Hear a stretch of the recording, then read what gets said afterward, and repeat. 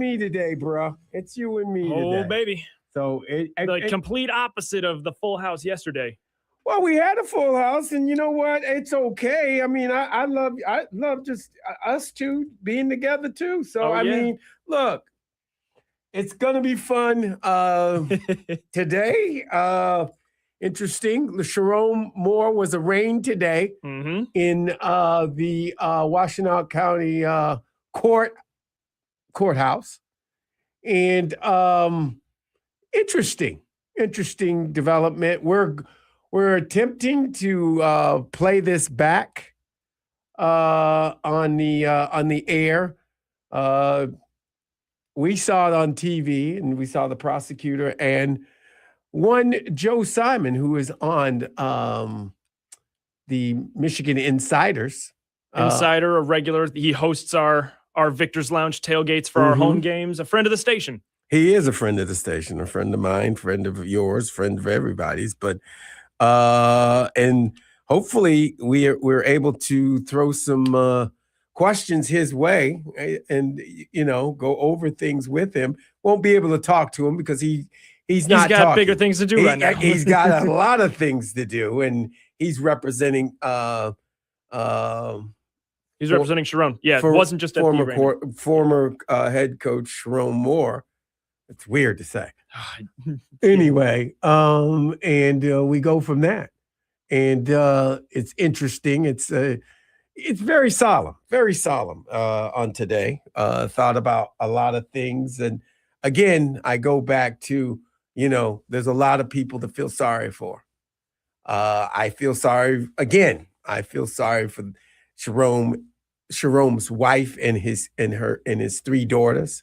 Feel sorry for the football team, the young men that play for Michigan football.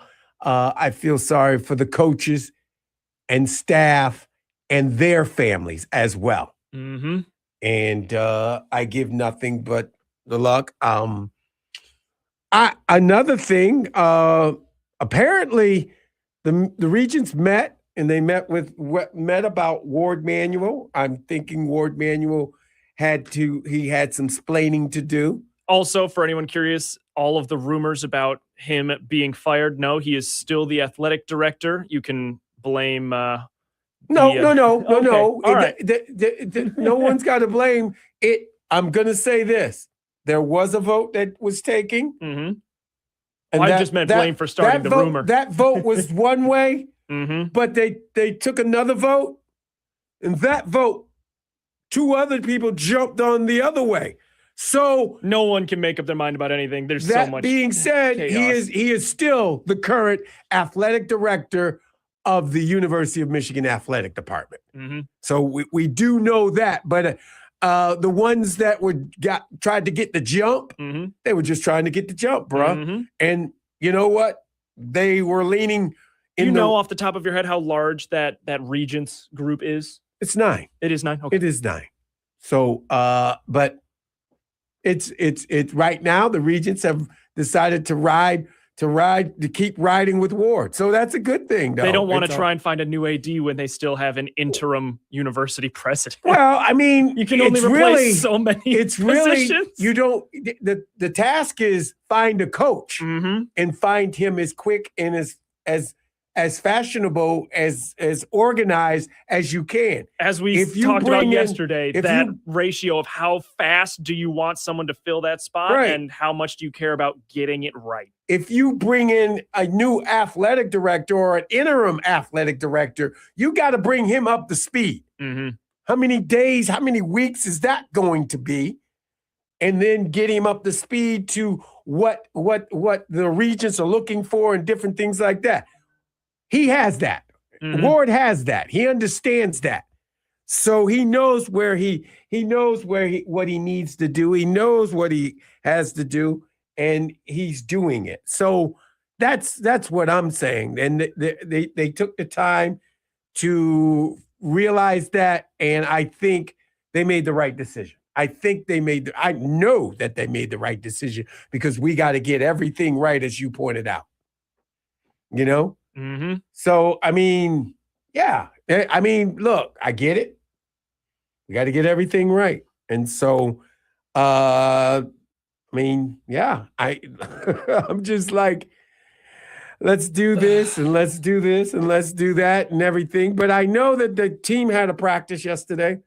I have not heard how it went. I think they did discuss things moving forward, what they need to do, this what is they a have stay to loose do. practice. It is, but they had their practice, and I'm sure it was weird to them not having their original head coach out there blowing the whistle and different things like that.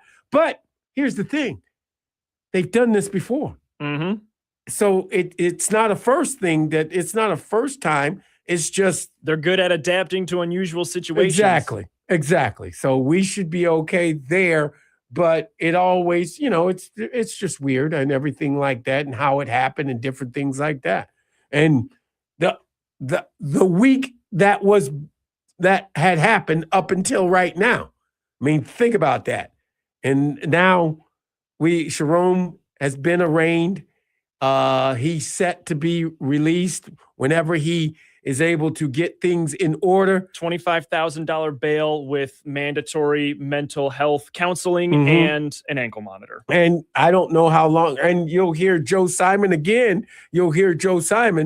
And he will ask the judge about, I don't know how long it's going to take with the ankle monitor and everything, but he asked, we need to really get this going if we all agree here in the courtroom.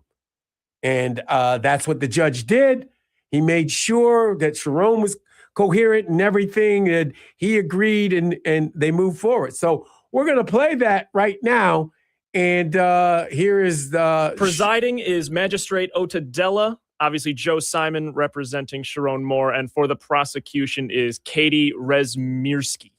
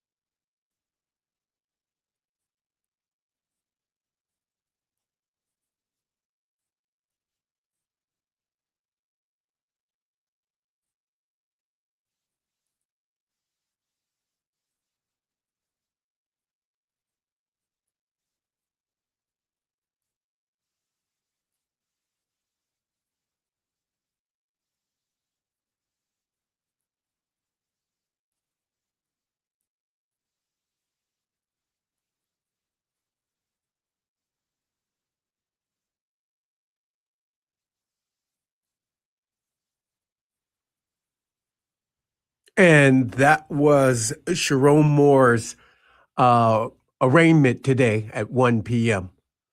I'm sorry, it was kind of low. And if you couldn't hear it, you can go back. If anyone would like to see that themselves, I'm sure it's available in multiple spots. WXYZ Detroit was where we were able to see that if anyone is interested in viewing that on your own time. Right. So I just wanted to make sure that everybody got a chance. I mean, Jerome Moore will get his release from custody, and I'm thinking he'll go with his lawyer and some sort of temporary accommodations. Yeah. I'm imagining he's not going home. No, I don't think so, but you never know. You don't know. I mean, maybe he's had some conversations. He did look. I suspect the paparazzi would check his home, probably and him there. being there would cause so much more Right. headache for his friends and family. I imagine he will stay away. Well, I'm sure he'll have an area, and Joe, knowing Joe, he's probably way ahead, and maybe we need to send that text to him and see what accommodations and what has been made for Sharon Moore and where he's been. That's look. I mean, we got a lot of things on our plate too that we got to talk about. We got the couple players already leaving. The tight end. He's now on his way.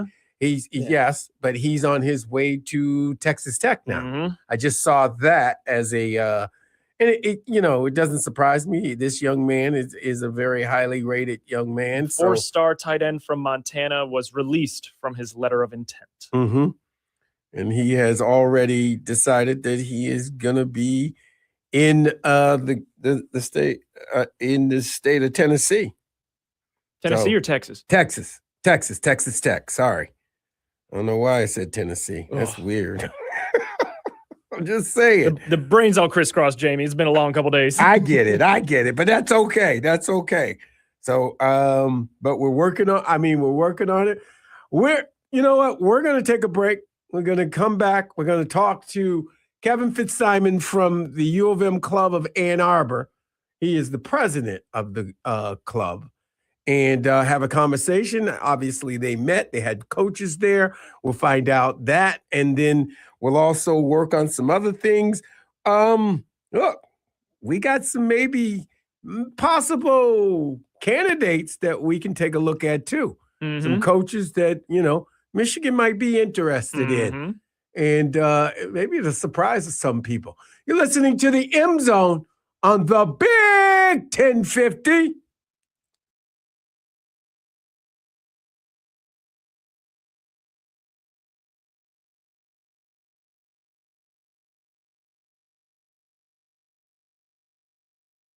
Can get back on the road in no time. It's why over 43 million drivers trust Progressive. See for yourself at Progressive.com. That's Progressive.com.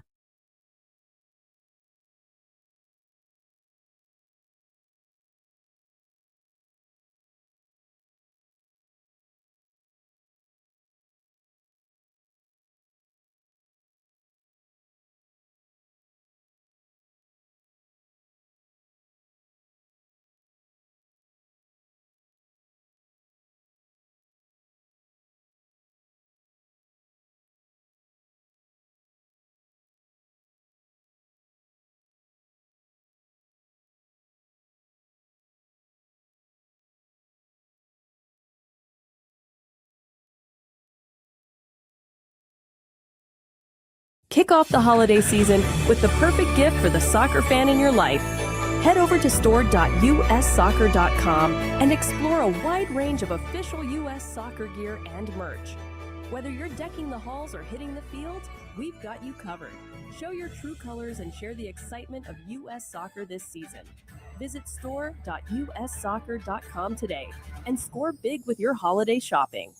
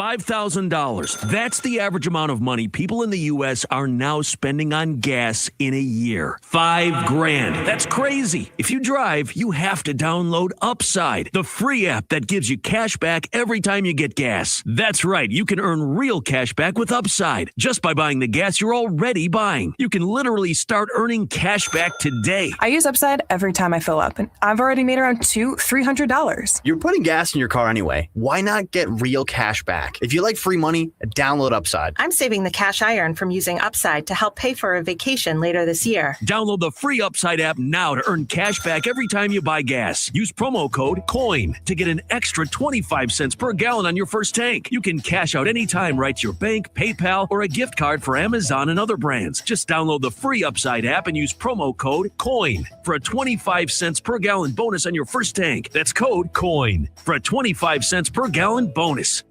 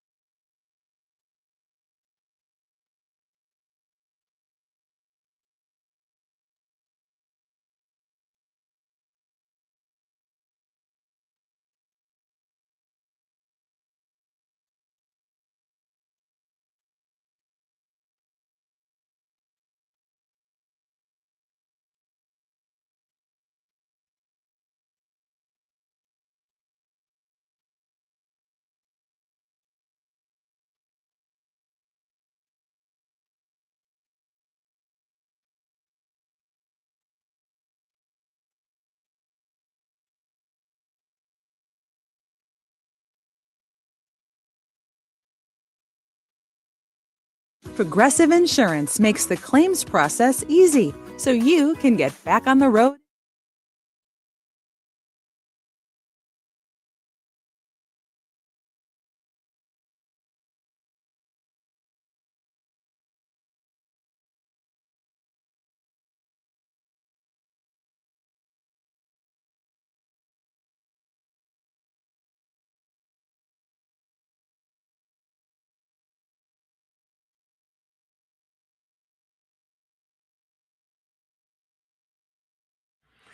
California.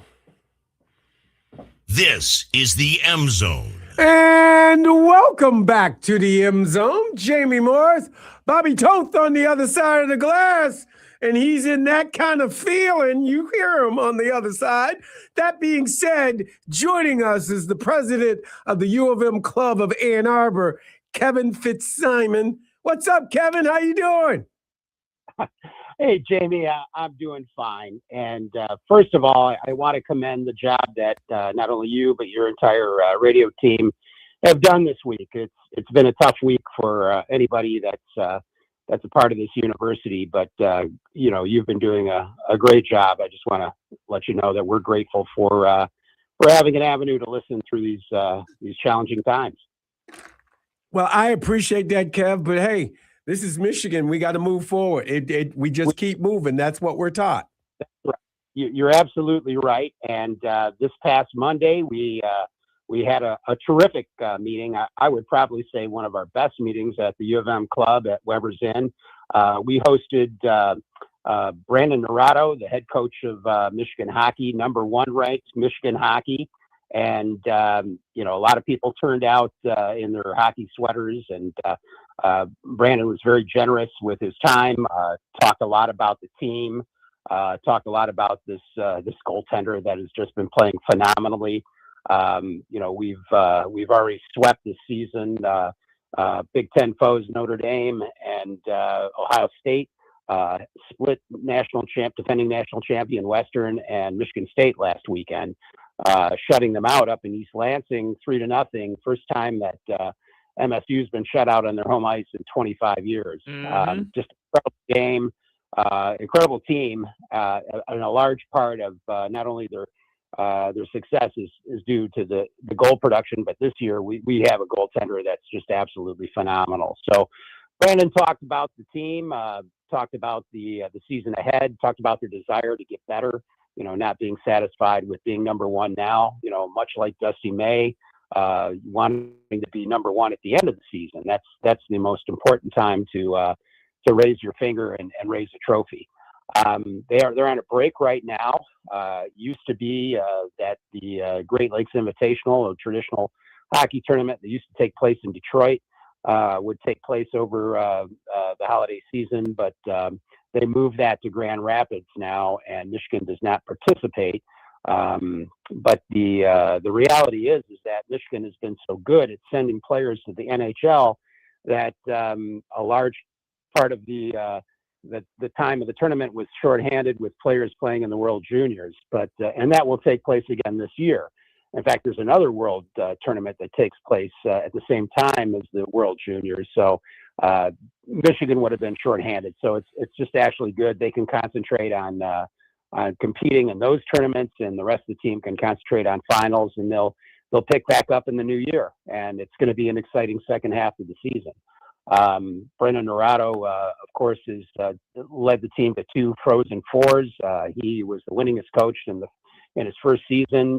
Himself, a former Michigan player and a local kid from Livonia. So he has a lot of deep ties to Michigan. Represents Michigan well, and we look forward to that excellence in the hockey program that we've seen already. The second speaker we had was someone I've not met before, and perhaps Professor Dooley, Tom Dooley. Yeah, so he was our second speaker. Great, and, he's a great speaker. Excuse me. Incredible. A large part of why I mentioned that we had probably one of our most successful luncheons was because of Professor Dooley. He really brought an AV presentation and covered a lot of ground about the history of athletics, the history of NIL, the history of the NCAA in detail, and everybody was enraptured with his presentation, and very open in terms of questions. So first time speaking to our club, and I pled with him to please come back next year, because he really is a fascinating speaker with a lot of knowledge and history of Michigan. Again, the questions from our members, I mean, normally we wrap things up about 12:15. We were still going closer to the 1 o'clock hour with Professor Dooley, at the controls. So, people that are passionate about Michigan athletics, it's really the place to be. The U of M club meets every Monday. We're taking a pause right now ourselves for the holidays, but we'll resume back at Weber's again on January 5th, and that'll be right after Michigan's bowl game the preceding week. And we have a commitment already from John Jansen, who works for the university, does a program, a radio program with the team, and also does the color commentary for the radio broadcast, as well as Inside Michigan Football, the weekly television show that's aired every Sunday. And he's become a very, very much a talent in terms of game analysis. He has something called Jansen Vision, where he breaks down plays on his television program. He'll be bringing that to our club. So it'll be good that we'll have John come and speak to us in January. We're confirming the date, because of his commitment with the bowl travel. It won't be on the 5th, but could be the 12th or the 19th. But we hope to have obviously a coach in place by this time. I know that search is probably underway right now as we speak, and that's going to be a key, I would think, and as you pointed out throughout your broadcast this week, to have someone in place before that portal window opens up in February 2nd, so he can keep this team together and keep this class together as well as best he can. So, there's no doubt in my mind, as you pointed out, Michigan will attract a high-quality coach.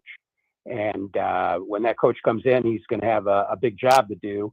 But, John, I'm sure, will, being an insider with the staff, will have a lot to share on that when he comes and speaks to our club. So the great thing about this time of year is that if you join in January, your membership will be good through the following year. So that's an advantage of joining in January. We will have meetings, regular meetings throughout the balance of the academic year, going up through the spring game in April. And we will have featured our basketball coaches from both women's and men's. And Kim Barnes-Rico's team continues to kill it. You know, they had another massive victory over Purdue. Mm-hmm. I mean, they're putting up video game numbers just like Dusty May's team, you know, who had a 30-point lead on Villanova at halftime. So we will have coaches from both those programs come and speak to us every Monday. And I, you know, in spite of this cloud and this change that's hanging over us in football, we've got excellent winter programs going on right now. And we'll hear from those coaches as well as we continue to roll through our luncheons in 2026. But John Jansen's going to be a great speaker to our club. I think we're going to know a lot more in the next 2 weeks in terms of who's going to be heading the program. And you'll hear a lot about that directly from John in terms of his thoughts on the team going forward and the season ahead. So still a great time to join the club. It's very easy to do. Just go to our website, which is uofmclubofannarbor.com. And on the homepage there, you'll see a link that'll take you right to an electronic application. You can fill that out. You can join there if you via Apple Pay or credit card, and you'll be welcomed with open arms. You don't have to be a Michigan graduate to be a part of that club. Just merely a passionate fan of Michigan athletics. And we have all our coaches from all our sports come and speak to us. We have 2 coaches a week speak, and the excellence, the level of excellence from all our coaches and the student athletes is the standard, and it's the same across the board. So, you know, we'd love to welcome your listeners to come and hear us in the new year. And as always, Jamie, we thank you for your time for us to come on the air and talk about our club. Well, Kevin, we appreciate you. And as always, you know, I have a fondness for U of M Club of Ann Arbor anyway. And it's always a pleasure, always being a part of the U of M Club of Ann Arbor. Appreciate it, Jamie. And I want to wish you and your family a very happy holiday and a Merry Christmas. Nope, and that would be great. I'm sorry if somebody would stop calling me right now. Merry Christmas. Yeah, no. Merry Christmas to you, Kim. You know how I get phone calls, Kim. Everybody, it's been a crazy week. I felt bad. You were interviewing somebody, I think on Wednesday when the news broke, and then you took a call. You said, "This is my roommate. I got to take this." And you take it and go, "Yeah, it's true. I got to get back on the radio." So good job juggling, Jamie, and thank you again for your support. Thank you. That's Kevin Fitzsimon, president of the U of M Club of Ann Arbor. Make sure you check them out. Go over there. If you like people like you, if you're a big University of Michigan guy, why not? I'm just telling you. Mm-hmm. Thanks, Kev. Appreciate it. Look, he's saying we're juggling and doing things and trying to look at things. At least we got some like bright side other stuff to look at. Obviously, this is so doom and gloom and so stressful, but at least like all of the other Michigan stuff is, you know, kind of good news. Yes, so it's like he said. I mean, look, you got Dusty May. Yeah. And his basketball team. Of the last 9 games the women's basketball team played, right, 5 of them, yeah, they had double the opponent's points. Yeah. They're matching the men. They're matching the men. I mean, look, they're not playing around either. No more playing around. MJ and the Looney Tunes couldn't put up these numbers. Exactly. Dominate. That's what they're doing. Mm-hmm. Dominating. Basketball is dominating in both women and men.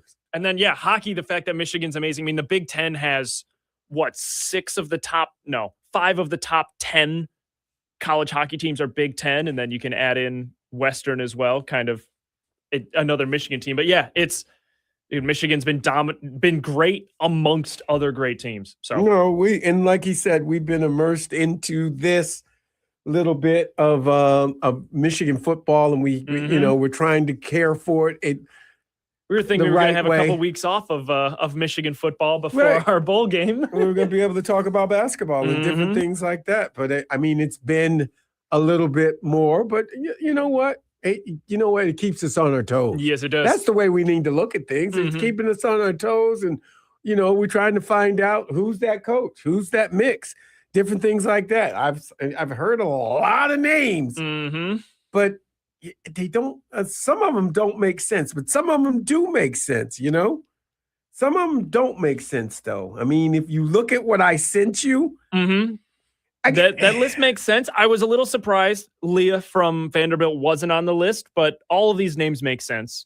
Leah, I mean, he makes sense, but this is their finest season. True. This is the finest season in the modern era. Oh, yeah. And so why would he leave? True. You know what I'm saying? Why would he leave? Why would he leave this thing that he's built into a good thing and come to this temporary, hopefully, dumpster fire? Right. I'm not trying to. I mean, they're talking about the Arizona State coach. I mean, I don't mind him. I think it's a good start. But I mean, yeah, he's a fire and brimstone guy. Yep. You know, he's a go-getter. We can get tough on him. Yes, I get that too. PJ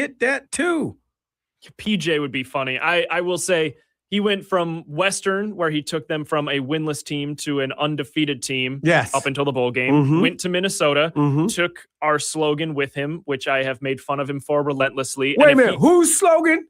So when PJ Fleck came was that his slogan or was that you guys' slogan? PJ Fleck. PJ Fleck started the row the boat mantra when he was at Western. But it come from him or did it come from the school? I think it came from him, or at the very least, he took it and hyped it up to, a new level. It may have already been a small-time mantra at Western, but as soon as he started, they created, and I make fun of this every opportunity I have, they created a row your boat remix that they would play during the third quarter, and it was the most embarrassing third quarter hype up song I've ever heard in my entire life. Was it a rap? It was just like, it would literally start the first 10 to 15 seconds of the nursery rhyme, and then it would go into kind of a hard hip hop kind of EDM beat. And it just, oh my gosh, it was absolutely ridiculous. But he took that mantra with him, and it left with him. It's no longer at Western, and he's had row the boat at Wait a minute. You guys gave it up? He took it with him. You can't just take it. This is why I make fun of him. This is why I make fun of the row the boat thing. But regardless, if that's the mantra, it clearly works. However he drives it home, it has gotten the job done. Minnesota, obviously not a powerhouse team, but they have had significantly more successful seasons since he's joined. So this would be a huge jump. I don't know. Maybe that's an equal-sized jump going from Western Michigan to Minnesota, that gap, and then the gap from Minnesota up to Michigan, just purely in expectations of a football program. But he's done a good job. I have no idea. If he brings it here, I'm going to have a field day on this show. Okay, so I'm just going to look at this, and Reese Davis has a new contender? This is 2 hours ago. Oh, okay. Reese Davis says, if I were Ward Manuel and Michigan's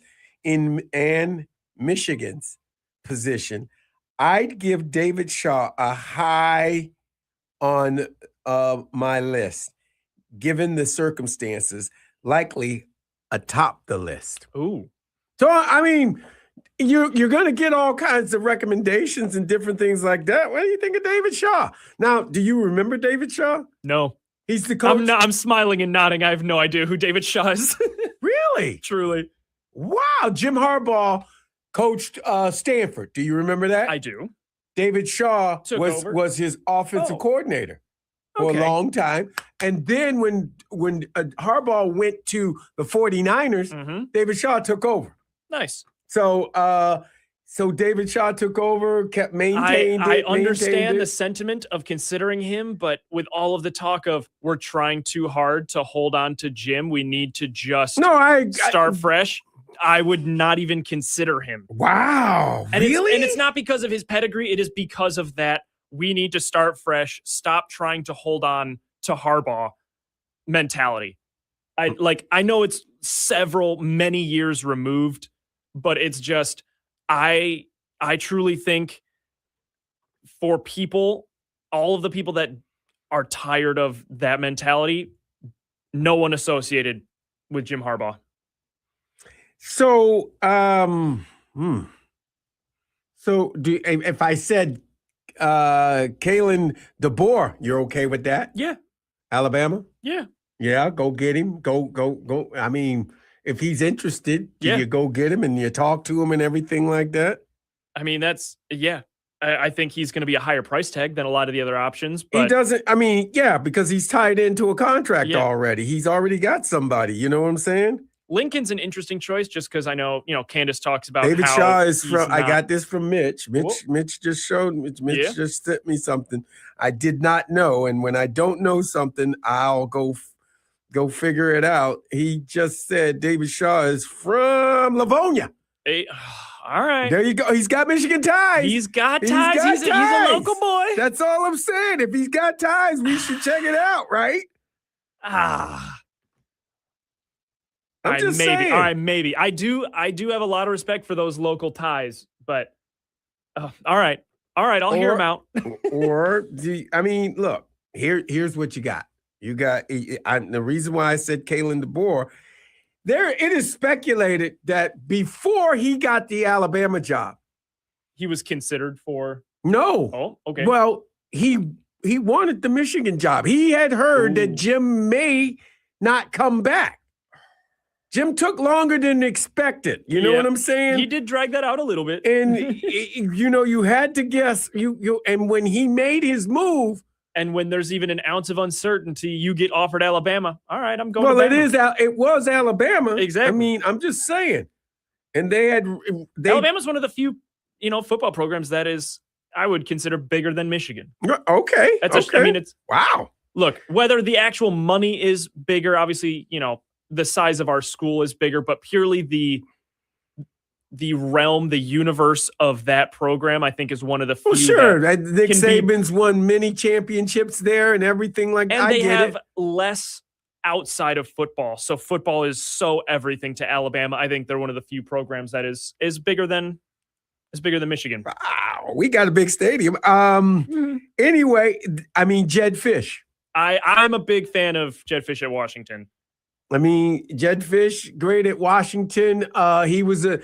He's got Michigan ties Yeah. because he was here. He's Yep. the offensive coordinator, Yep. quarterback coach. Well, I mean, he did a lot. How long for has he been Michigan. at Washington now? Do you know? 3 years, 2 Three? years, 2 years now. 2 years now. They've been decent. I mean, they haven't had insane seasons, but also He Washington- left when Kalen went down to Alabama, Mhm. and they brought him in. So I mean, and then we got another vote of Jeff Monken.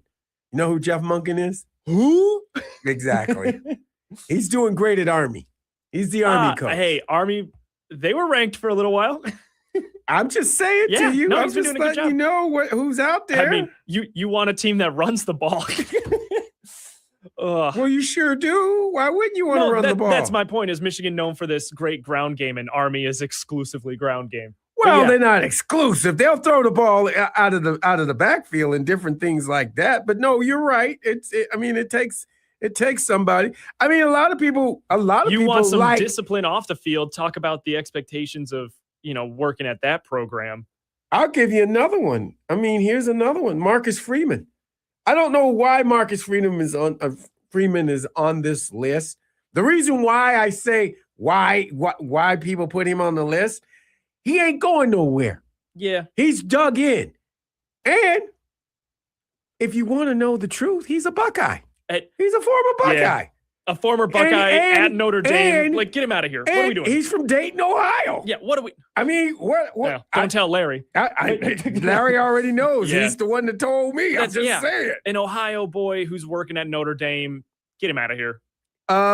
You got Lincoln Riley. Yep. Are you interested in Lincoln Riley? So that I actually am a little bit. I think he's done a decent job. I know Candace talks a lot about how he has not created. He's not a culture guy. Exactly. He That's has not what he's created a saying. culture. And I'm not sure if coming to Michigan, he would be able to do that, or if you just want a good coach, just a bread and butter, solid coach.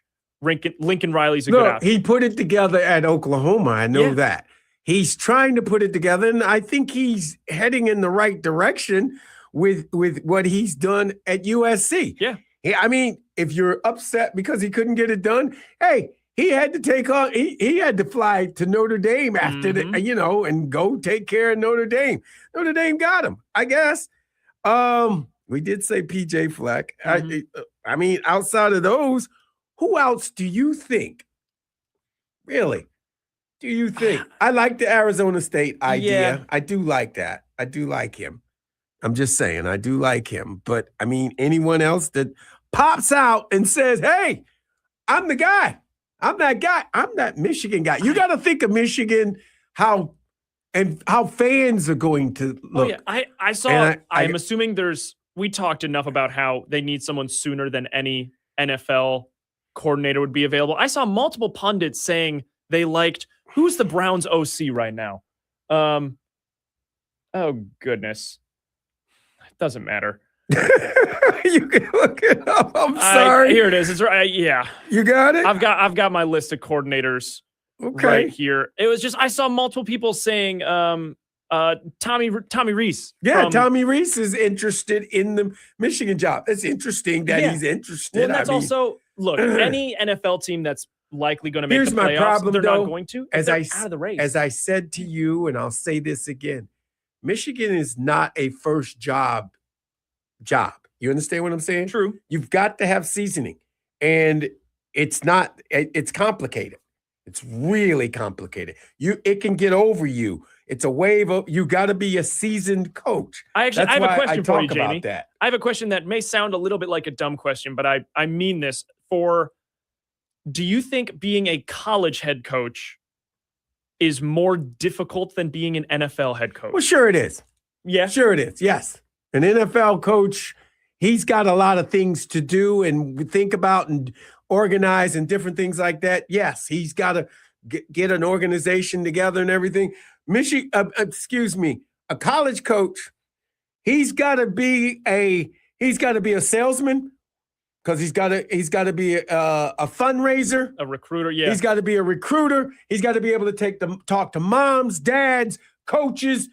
He's got to put a whole team, a whole staff together of guys similar to him. Salespeople, donors, everything.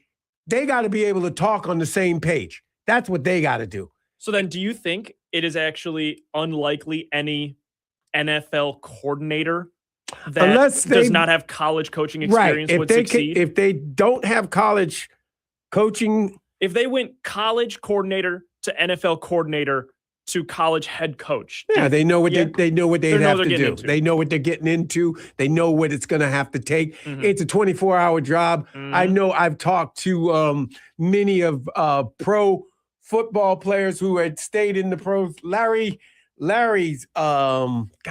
Foote. Yeah. Talk to Larry Foote about, hey, you think about I remember when the defensive coordinator job was available. And I did tell Sam I would give Foote a call. Larry went, I'm like, Larry, think again, Jamie. Why are you laughing? He goes, dog, my wife would kill me. She likes her summer with me in the water. The off season. I go, yeah, that's true. Because he was right. He was right. You got recruiting. You got a lot of things to do, and you got to piece that vacation and everything around it. So when he laughed at me like that, I went, okay, well, that's not good. So, I mean, those are the things that we got to think about. We need to go to a break because we need to get Austin Meeks on the other side. He's only going to be on for about 10, 15 minutes. So let's go to a break and we come right back. You're listening to the MZone on the Big 1050.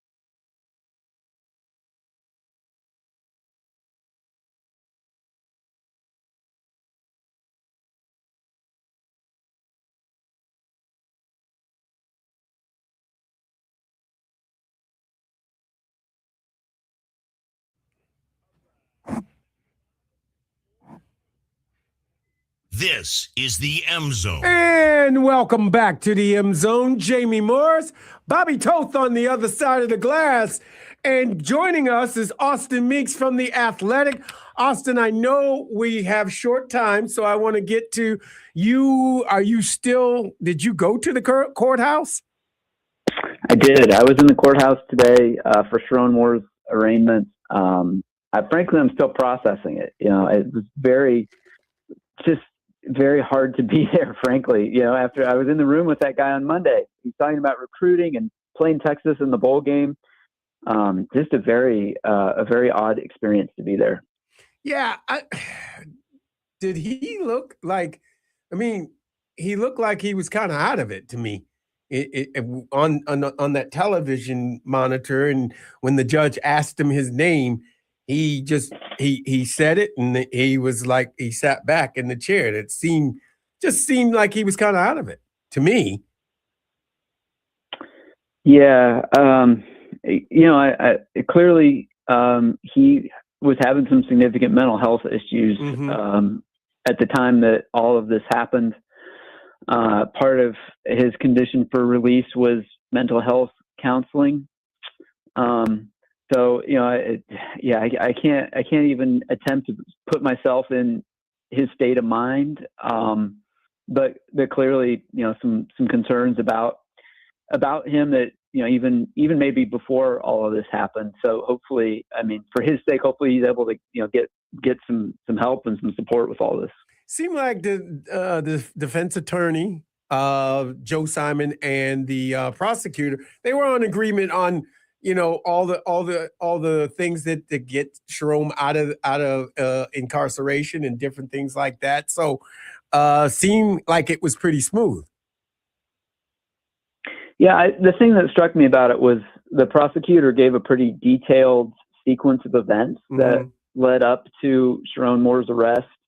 Definitely the most detailed version that we've heard so far, and obviously, that's the prosecutor's version. We have not heard Sharon Moore's version, his attorney's version. His attorney said he had not seen the police report yet or the body cam footage. So, yeah, I don't think there was a lot that was going to happen today that's going to really have a big impact on the actual case. It was just setting the conditions for Sharon Moore to be able to bond out of jail, and it did seem like that happened without a lot of dispute from the two sides. Right, from the judge seemed to be demanding of making sure all the things that he said he wanted to reiterate it a number of times, and I get that. And he seemed to say, "Hey, there's a lot of things you can't do and you don't need to do," and he counted it out and seemed like they all came to agreement. And as the defendant attorney said, Joe Simon said, time is of essence if we're going to do this today. Yeah, I think that there was not really going to be anything, coming out of it today that was going to, really impact the course of events. It's much more about what happens going forward. So I'm sure that there will be an opportunity for Sharon Moore's attorney to lay out, some different things that we didn't hear today. This was the very first step.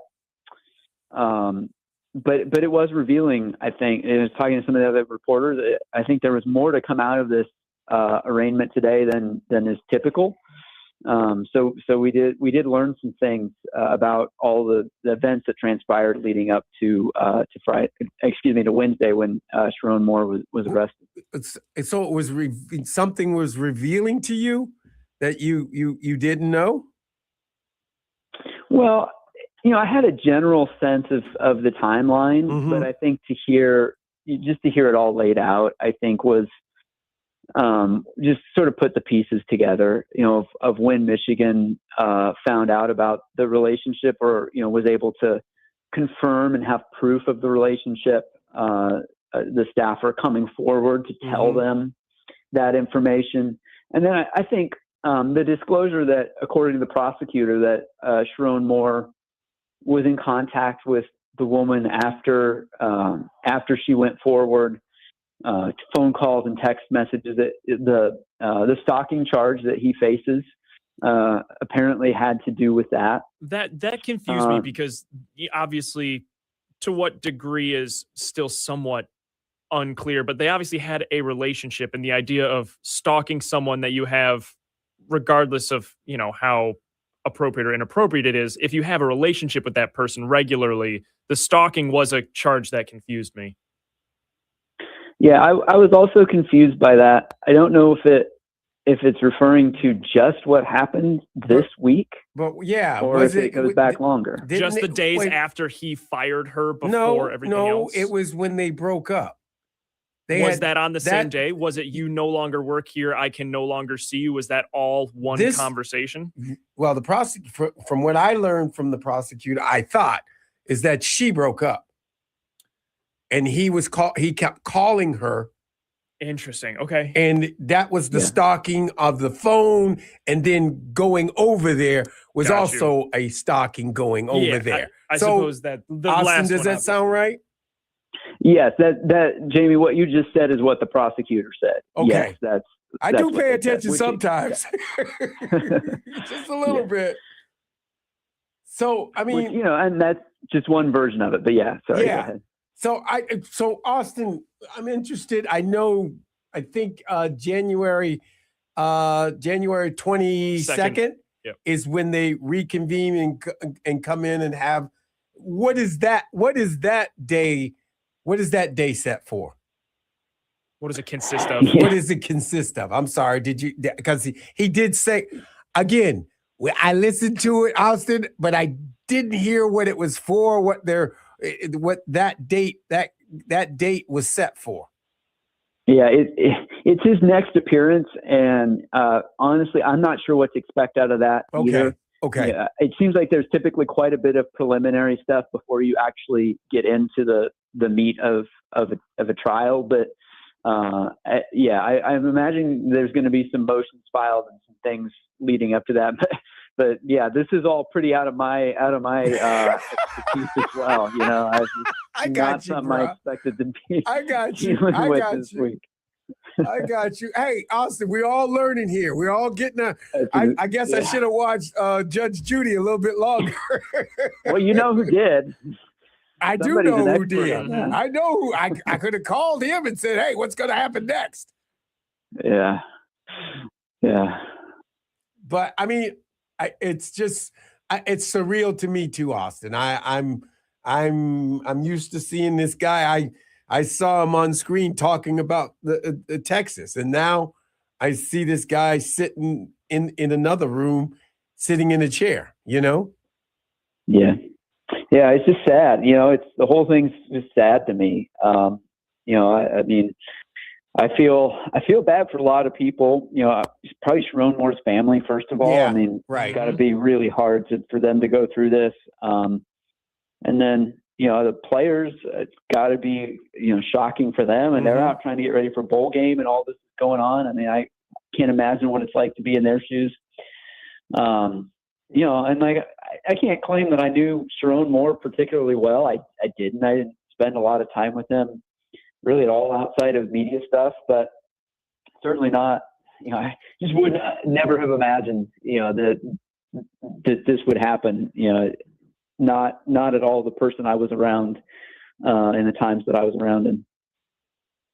Okay. I agree with you, Austin. And I get what you're saying. Neither did I. This is a interesting. We'll learn from this. That's what I'll say. We'll learn from this, and I too feel sorry for Sharon's family. I feel sorry for this football team that what they're going through. I feel sorry for the coaching staff and the different things that they must be thinking about. I mean, you got a bowl game to think about and get that settled and travel down to Florida and do things like that. But you still have to survive. And these guys have got to find another job, because when the new coach gets in, I mean, you still You don't know if you get a chance to meet with them, or he's going to bring, or they get the opportunity to bring their whole staff. Yeah. I mean, a lot of people are impacted when there's a coaching change. That's for sure. The assistant coaches, all of the support staff, strength coaches, trainers, everybody. It's a huge organization that is impacted when something happens with the head coach, and all of those folks, probably looking at a whole lot of uncertainty in the future. Wow. And trying to get the team ready to play in a bowl game as well. Yeah. Austin, appreciate you coming on. I know we're on time, and I want to just make sure that you get enough time to get your writing in. It's been a busy day. I'm looking forward to things slowing down at some point. I don't know when, but it's been crazy. Well, good luck, Austin. And hey, you need anything, let me know and give me a call. I'll try to calm the nerves, and we'll talk later. All right, let's talk later. Give me a call when you're done. Okay. That's Austin Meeks from The Athletic. I mean, he was at the courthouse live there, and like he said, this is surreal. Mm-hmm. This right here is surreal, because if you think about it, on Monday Sharon was doing a press conference, talking about the bowl game, going against Texas, different things like that. I mean, that's just crazy. And now he's reporting Sharon Moore, the ex-head coach, and he's incarcerated. Mm-hmm. I mean, I get it. I get what he's seeing and what's happening right now. I just wow. I mean, that's just something else. Yeah.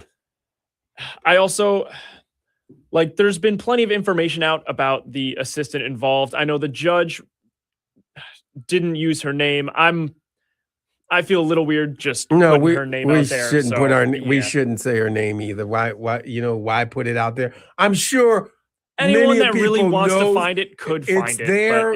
I think it's in the New York Post today. I mean, it's all over the place. So, I mean, look, I get it, but I don't need to put anybody's name out there and say who they are. I mean, they know who they are. I'm just going to say that. We'll keep her as the staffer. Mm-hmm. You know what I'm saying? That's how I roll. I was thinking. Tell me, Jamie, what were you thinking about? If you would think, if we set this back a couple months ago, with Penn State, Michigan, all of these coaches that had an opportunity to move around, and Michigan's involved. Does Michigan compare to LSU? Because this opening was there. Ugh. I'm just saying, does Michigan compare to LSU, and does Lane Kiffin come to Michigan? I don't think so. I think, yes, we compare to LSU. No, I don't think he comes here. Okay. Who comes here then? What coach takes this job? I mean, if you had hey, did you want James Franklin? Everybody's I can hear you now saying, no! I can hear it. Yeah, I mean. You talk to James Franklin? I mean, look, James Franklin good. I don't want to say he got unduly fired, but they did let him go on a quickness. Oh yeah.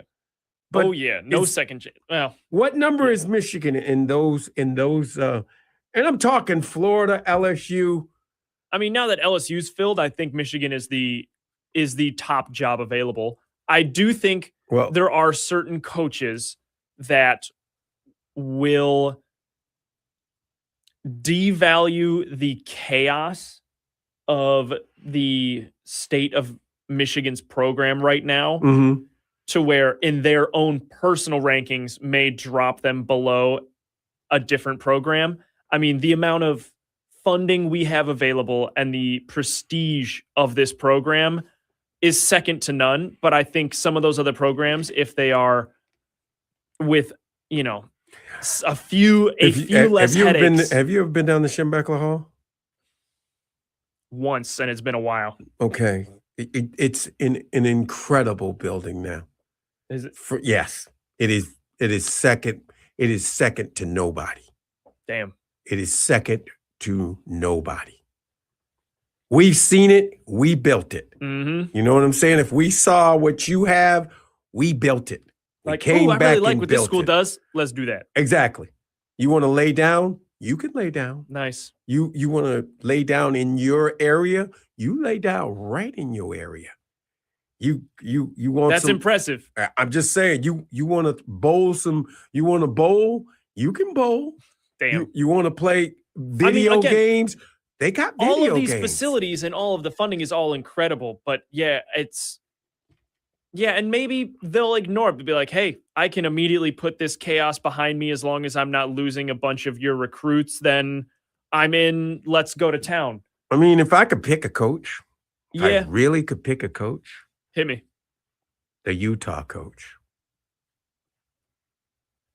Oh, I was just looking him up. I'll find it. I'm just saying Utah has had a really good couple seasons. He has here. had some good seasons.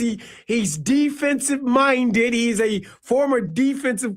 I think he's Urban Meyer's defensive coordinator who when Urban was there. Kyle Whittingham. Yeah, Kyle Whittingham. He's been here. He's done it.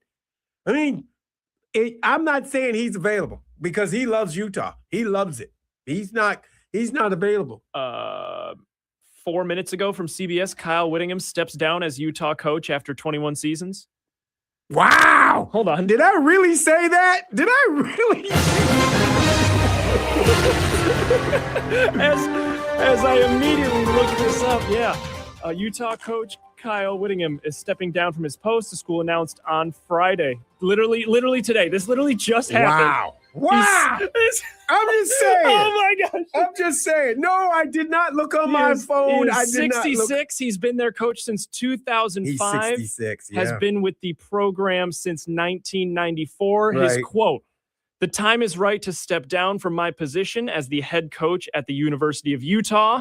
It has been an honor and a privilege to lead the program for the past 21 years, and I am very grateful for the relationships forged with all the players and assistant coaches that have worked so hard and proudly worn the drum and feather during our time here. The opportunity to guide so many talented young men as they pursue their goals, both on and off the field, has truly been a blessing. Thank you to the university, the Salt Lake community, all of Ute Nation, and most of all, my wife and family for your unwavering support that has helped me make Utah football what it is today." So he's available. He is available. I mean, I can't believe it. And now I'm looking at this. Oh my God. I just pulled that out. Yeah. I just pulled that out. I'm just saying. I'm sorry. Oh, no. I mean, good God. That was unbelievable, Jamie. That timing was, chef's kiss. I did not know that he was retiring. I wish him nothing but the best. But I thought about it. I'm like, well, one guy that, who could do it is probably Kyle Whittingham, who was, I mean, he came to play us. They came Utah and we went out there, remember? Oh, yeah. And we played them. That was he met Bill Martin on the plane. Mm-hmm. The former athletic director. They met one another when Bill was athletic director here, and they set up a deal. They played one another. Mm-hmm. And that's you. Good God. I'm sorry. God, unbelievable. Did I do that? Jamie, that was crazy. That was awesome. That is crazy. I mean, yeah. Oh, I thought Utah might make it into the playoff too. They had a really good season. They did have a good season. Problem is their in two losses were to BYU and Texas Tech. And Texas, yeah. Oh my God, yeah. Those are the two losses. You're right. And BYU was field goal. That's a game. That's a rivalry game, a state rivalry game, and a walk-off field goal to win it. So that's an unfortunate loss, but they could have made a case. Look, I'm sorry. I got you. I'm here for you, bro. I'm here for you. I'll be here all played, day. Jamie. Your instincts are immaculate.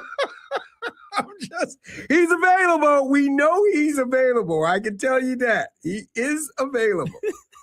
He is available. So That you was- say you're available? That was awesome. You want to retire? Not yet. Come on No. to Ann Arbor. Come on over. Give us Leave- give us 2 to 3 years. I mean, we'd be ready by then. We'll give you a big fat paycheck to come sort us out for a couple of years while we find another long term. We got to find our Kyle Whittingham. Right. That's what we got to do. I mean, Oh. look, somebody is suggesting Manny Diaz. What do you think of Manny Diaz? From Duke. That would do it. Huh? I was gonna say, Jimmy, I don't know who that is. Manny Diaz, he was the Yeah. defensive coordinator for Penn State Oh, yeah. with James Yeah, Franklin. yeah. That's who. I'm just trying to give you out there and trying to give you a few names.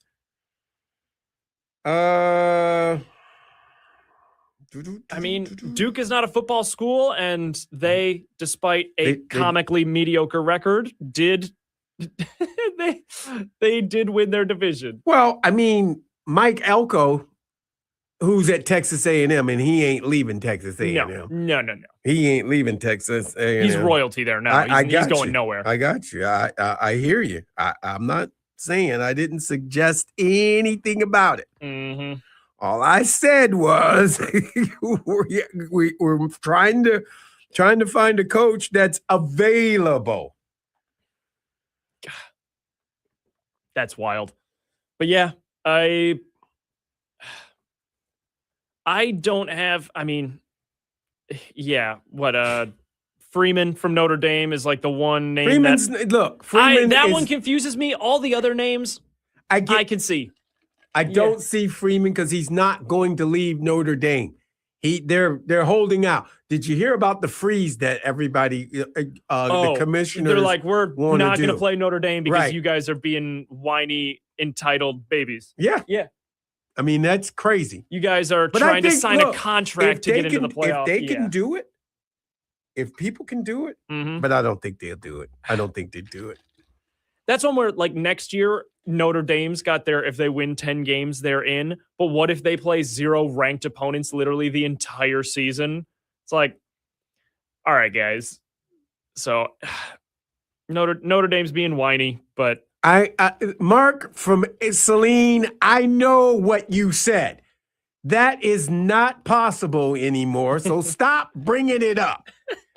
That being said, we did not mess it up. We didn't know what was gonna happen.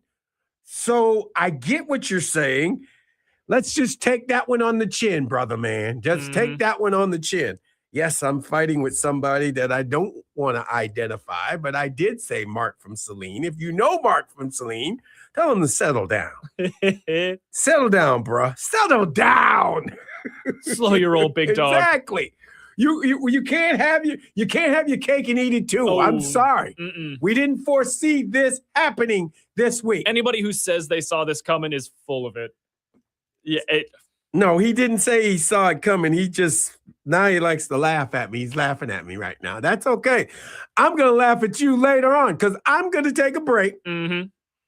And then we will be right back. You're listening to the MZone on the Big 1050.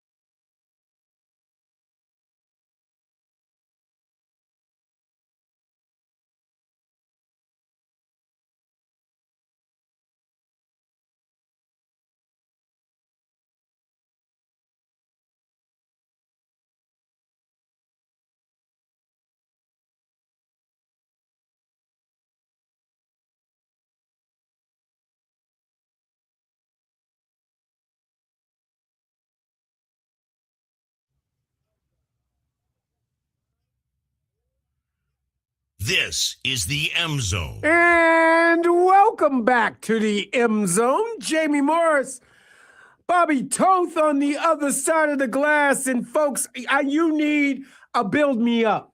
And the guy I go to all the time is the man that brought me here, is Robert Thornblad. Blade. Coach Blade is here. And Blade, you got me going. I did not want to take this show today and say who we were going to do, what we were going to do, how we going to do. You're that man that you need to inspire this group of people. Well, this has been a very difficult week for, all of us, but, our hearts and prayers go out for the family and the people involved.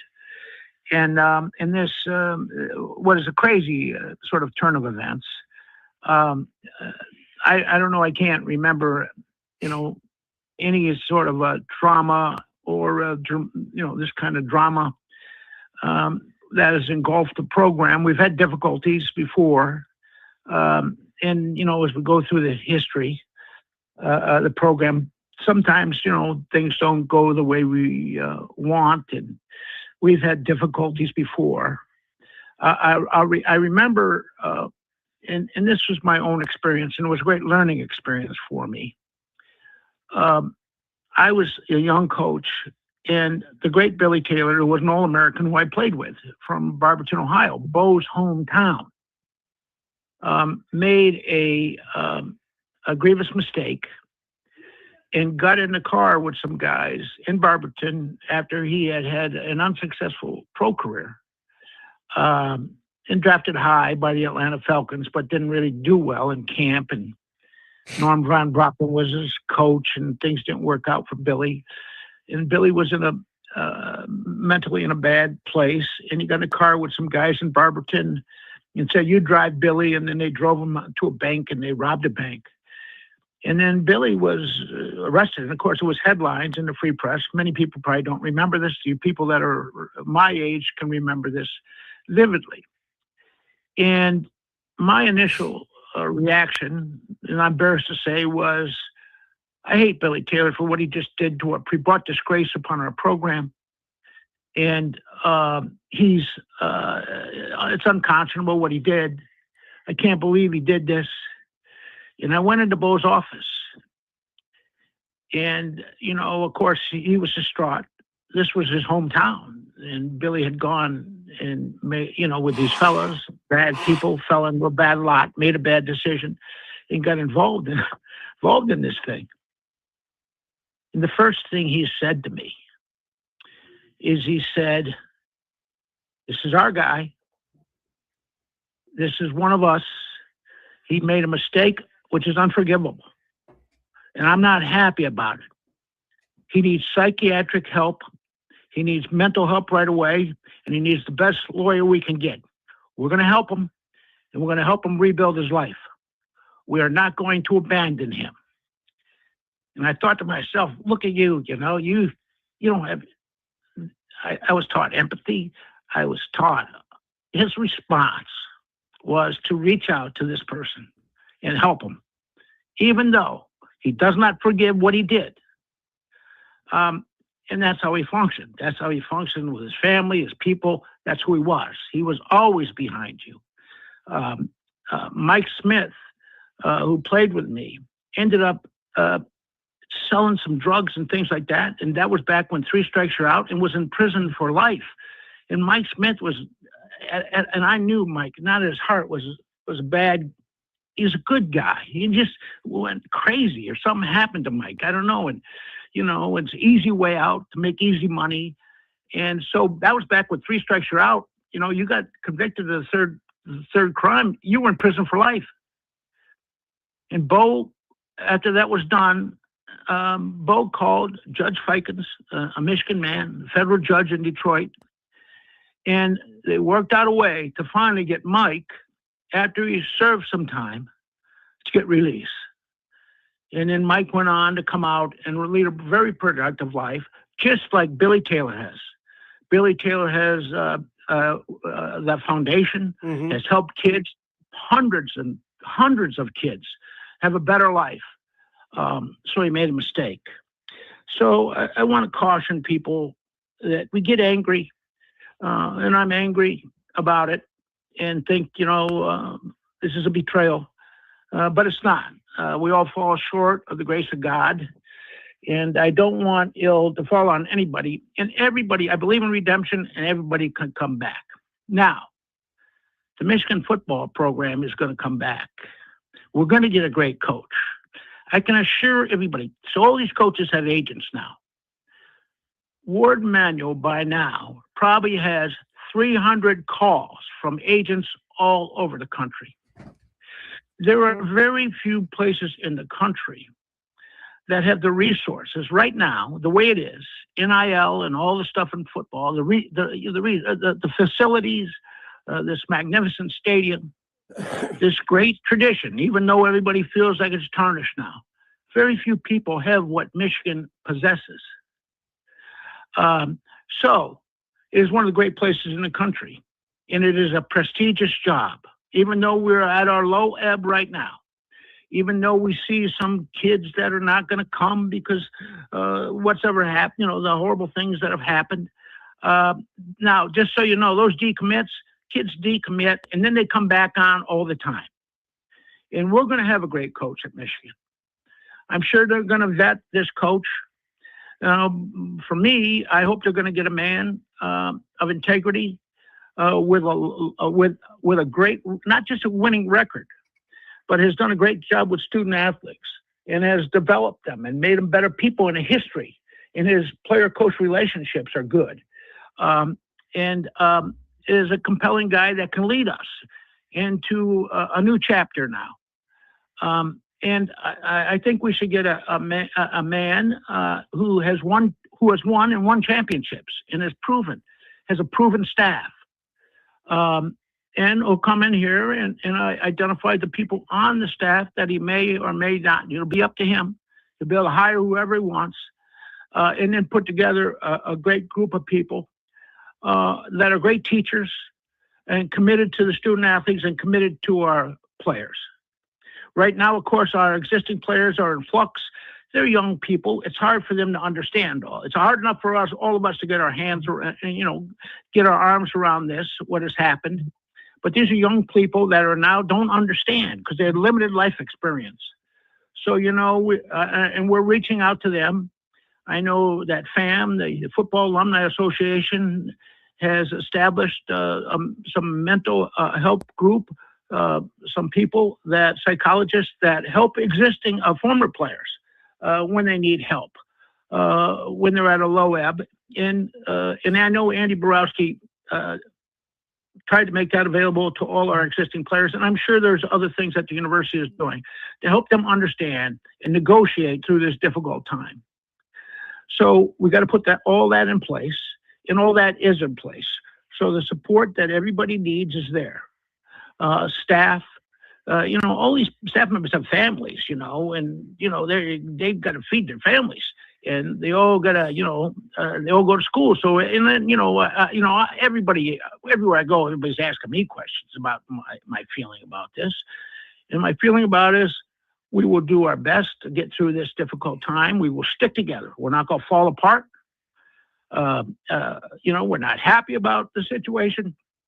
It's not a joyous thing. It's very difficult. But we've had an unfortunate situation befall us. Are we going to quit? Are we going to give up? Are we going to put our head in between our legs? We putting our heads in the sand? No. We're going to learn from this. We're going to do better. We're going to go forward. We're going to take our players and we're going to embrace them. If people want to leave, they leave. And we'll play with those guys that stay. The guys that stay, we'll play with. And we'll be great. And we're going to compete. And we're going to play hard. And we're going to be proud that we're Michigan. And we're going to care about each other. It's what the old coach said in his speech. We're going to stick together. We're not going to call each other's names. We're not going to finger point. We're going to hang together. We're going to hang together. We're going to persevere. And that's where we are right now, in my estimation. Everybody wants to point fingers now. Right now, it's very important that Ward makes a great selection. We need a Dusty May. We need a John Beeline. We need a Schembeckler. We need somebody of that caliber, that kind of person to lead our program. And they're out there, and they're available. And I'll guarantee you, there's hundreds of coaches that would do anything, to have the privilege to coach at the University of Michigan. And that's where we are. So right now, we have Biff down there running things. Biff's 65 years old. He's been around, a very successful business guy. So he's going to help lead the program. I know they're having regular meetings with the players. And we got to do this. We got to go through the grieving period. It's a grieving period almost. You start by really shock, dismay, great concern. Then you start to get angry about why did this happen. We got to get all past that. We got to get past that because we got to go to work.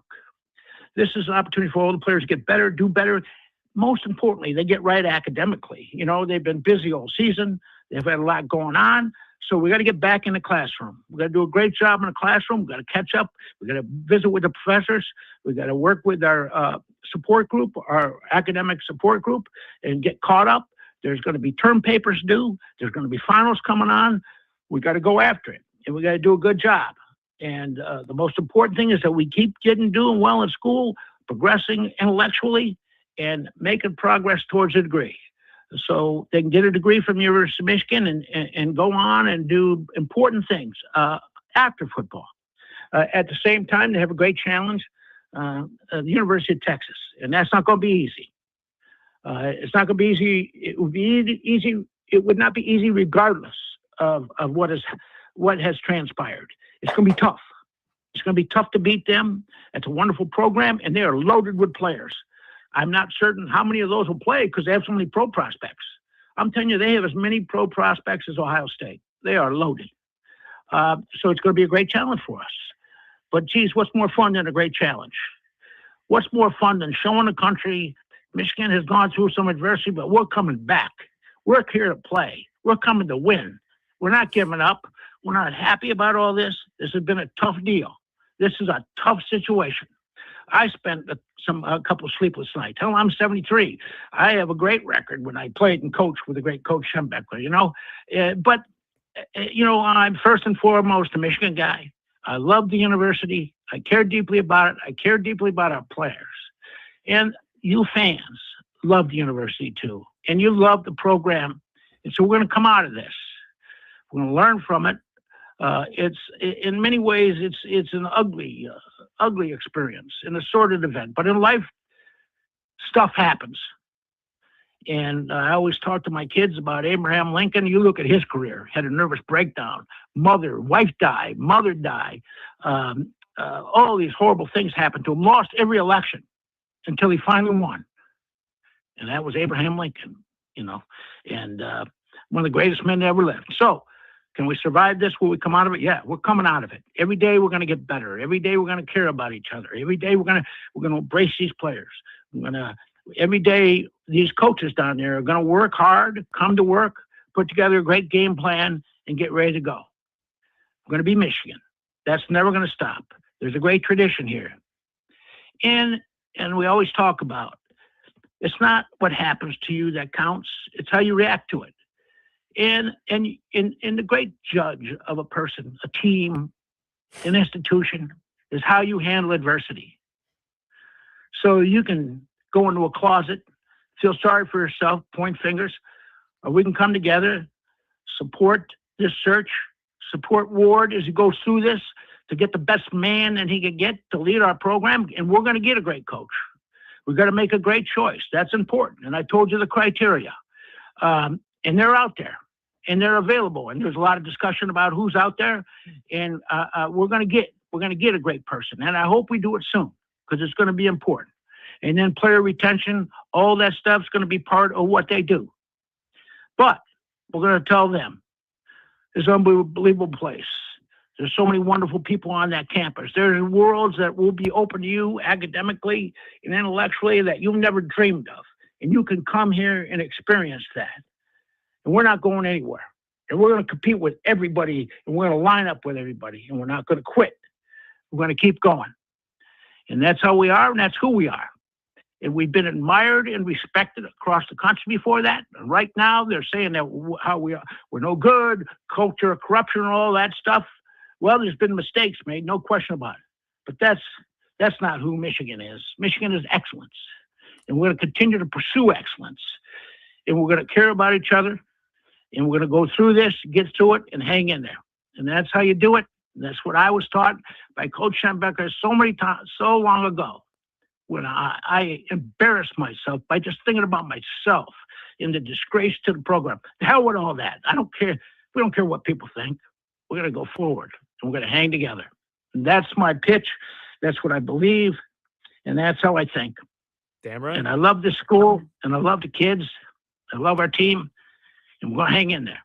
Going to hang in there. And we're getting through it every day. We're going to get better. All right. Go Blue. We'll talk about the bowl game. We've got a lot going on. Watch the Army game, Navy game tomorrow. That's one of the great competitions in the history of the world. They play that game like the Michigan-Ohio State game. They play to win. Who's winning? Who's going to win the Heisman, Blade? Who's going to win the Heisman? Who's going to win? Well, I'd like to see a Big Ten guy get it, and I'd be happy if Mendoza got it. But I don't know, the kid down at Vanderbilt is a compelling kid, I mean, know he is. What a guy he is. And what a job he's done down there for that school. And that, I'll tell you, there's an impressive coach. If they want somebody to look at, you look at that guy. That's what I've been saying. That guy, have you listened to him talk? Yeah, I saw him on Good Morning America this morning. He's an impressive guy. He is impressive. And, there's people out there. I'm not going to advocate for anybody right now. I don't have any, I don't have anybody, that that I could say right now, but they're all talking about Coach DeBoer at Alabama. Nick Sheridan's with him. We love Nick Sheridan, Saline guy. It's down there coaching with him. And, we'll see. I heard he's not happy. Everybody wants him to be Nick Saban and Bear Bryant, and that's hard to do. You don't want to be the first guy. You don't want to be the first guy to come after a legend. You want to come after the first guy comes after a legend. As soon as people get a dose of reality. Yeah. Yeah. Well, and the world has changed for Alabama. Mm-hmm. The world has changed for all of us. And I talked about how Coach Cignetti, what a job he's done, but they're comparing the former coaches at Indiana. This is a different circumstance. Now, he understood it, and he exploited it and did a great job and was able to come from a place where he had developed a great team and a lot of great players and bring them with him with a stable, proven staff that had been coaching with him forever. And there was continuity there. And, we need to have that established. We're going to have, one thing about Bo, he had all these guys. He knew the coach was in Miami. Everybody was on the same page. We all had the same values. We all knew each other. We all cared about each other. We were all in it together. And we were all loyal to him and the players and, the values of those guys at Miami. They're teachers. They believe that they are educators. And they want to teach young men teamwork and sacrifice and all the wonderful things. And then how to compete and how to win and how to do good, just like we did with the great Jamie Morris.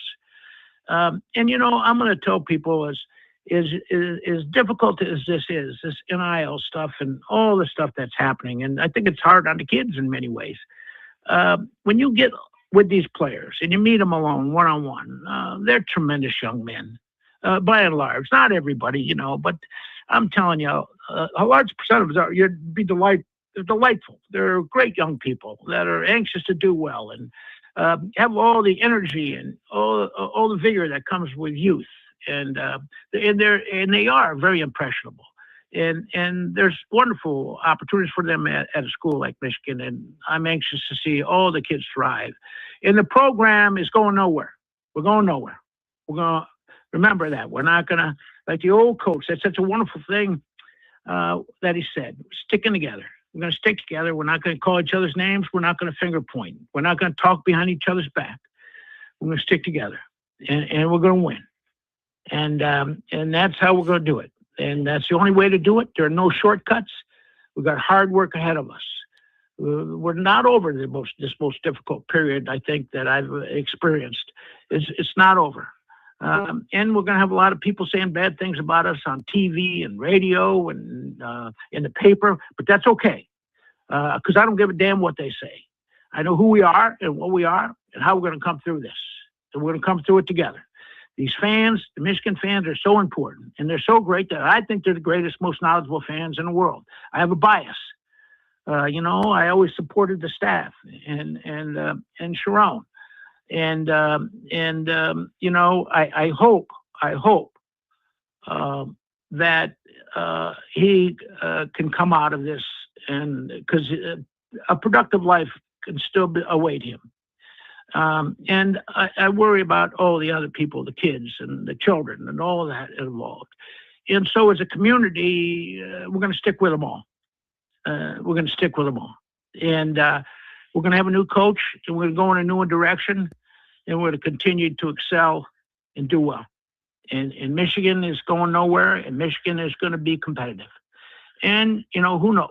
There could be the next Schembechler out there for us, the next Paul Bear Bryant, the next Saban. They could be out there, and we're going to keep our fingers crossed that guy is going to be at Michigan, coaching our team and leading us. And soon, all this will be forgotten. We'll continue to move forward as a community, as a group, as a school, as a fan base, and go forward. Thanks, Blake. All right. Appreciate Go it, Blake. Blue Love y'all. Happy holidays Be to good. everybody, and hopefully we'll talk before the Texas game. We will. I wish the kids a great amount of preparation, and let's get ready to beat Texas. And and if you wanna feel better, watch that basketball team. Ooh, baby. They play in Maryland tomorrow. God bless them. What a wonderful group. I've never seen it. I almost had to pinch myself. It's too good to be true. They're so good. All right. God bless. Thanks, Blake. We'll talk. Appreciate it. That's Bob Thornblad. The Blade doing his thing. I feel a little bit better. Yeah. We're going to go to a break, and we come back. We got Well, you gotta come up with some questions. How do you feel about a non-sports question? Okay. It is All right. National Ice Cream Day, Jamie. What's your favorite ice cream? Wow. I'm a simple guy, though. I'm one of them simple guys. So Little chocolate, little vanilla, something like that. I'm a vanilla kind of strawberry guy. I love me some strawberry. I hate to say too, but it's National Ice Cream Day. What's your favorite ice cream? I love me some strawberry. If I'm getting a milkshake, I'm getting strawberry every time. Yeah. And then I do love some cookies and cream. I'm a big cookies and cream guy.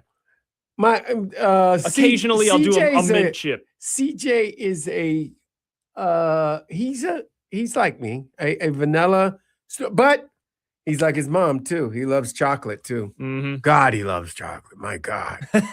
Jeez. But he does like vanilla. I'm a strawberry vanilla guy. Mm-hmm. I'm that guy. Because I'm gonna say, can you put some vanilla in there? Oh, yeah. But if it's a taste, it's Reese's. Oh. Chocolate and peanut butter. Do you do like peanut butter ice cream ever? Yes. All Nice. the time. If I can get it, it's good. It's good. But yeah, I'm gonna go with strawberry. Strawberry is my ice cream. My man. On the other side, what's your favorite ice cream? What is your favorite ice cream? And don't mix it up too much. I mean, don't get crazy. You're listening to the MZone on the Big 1050.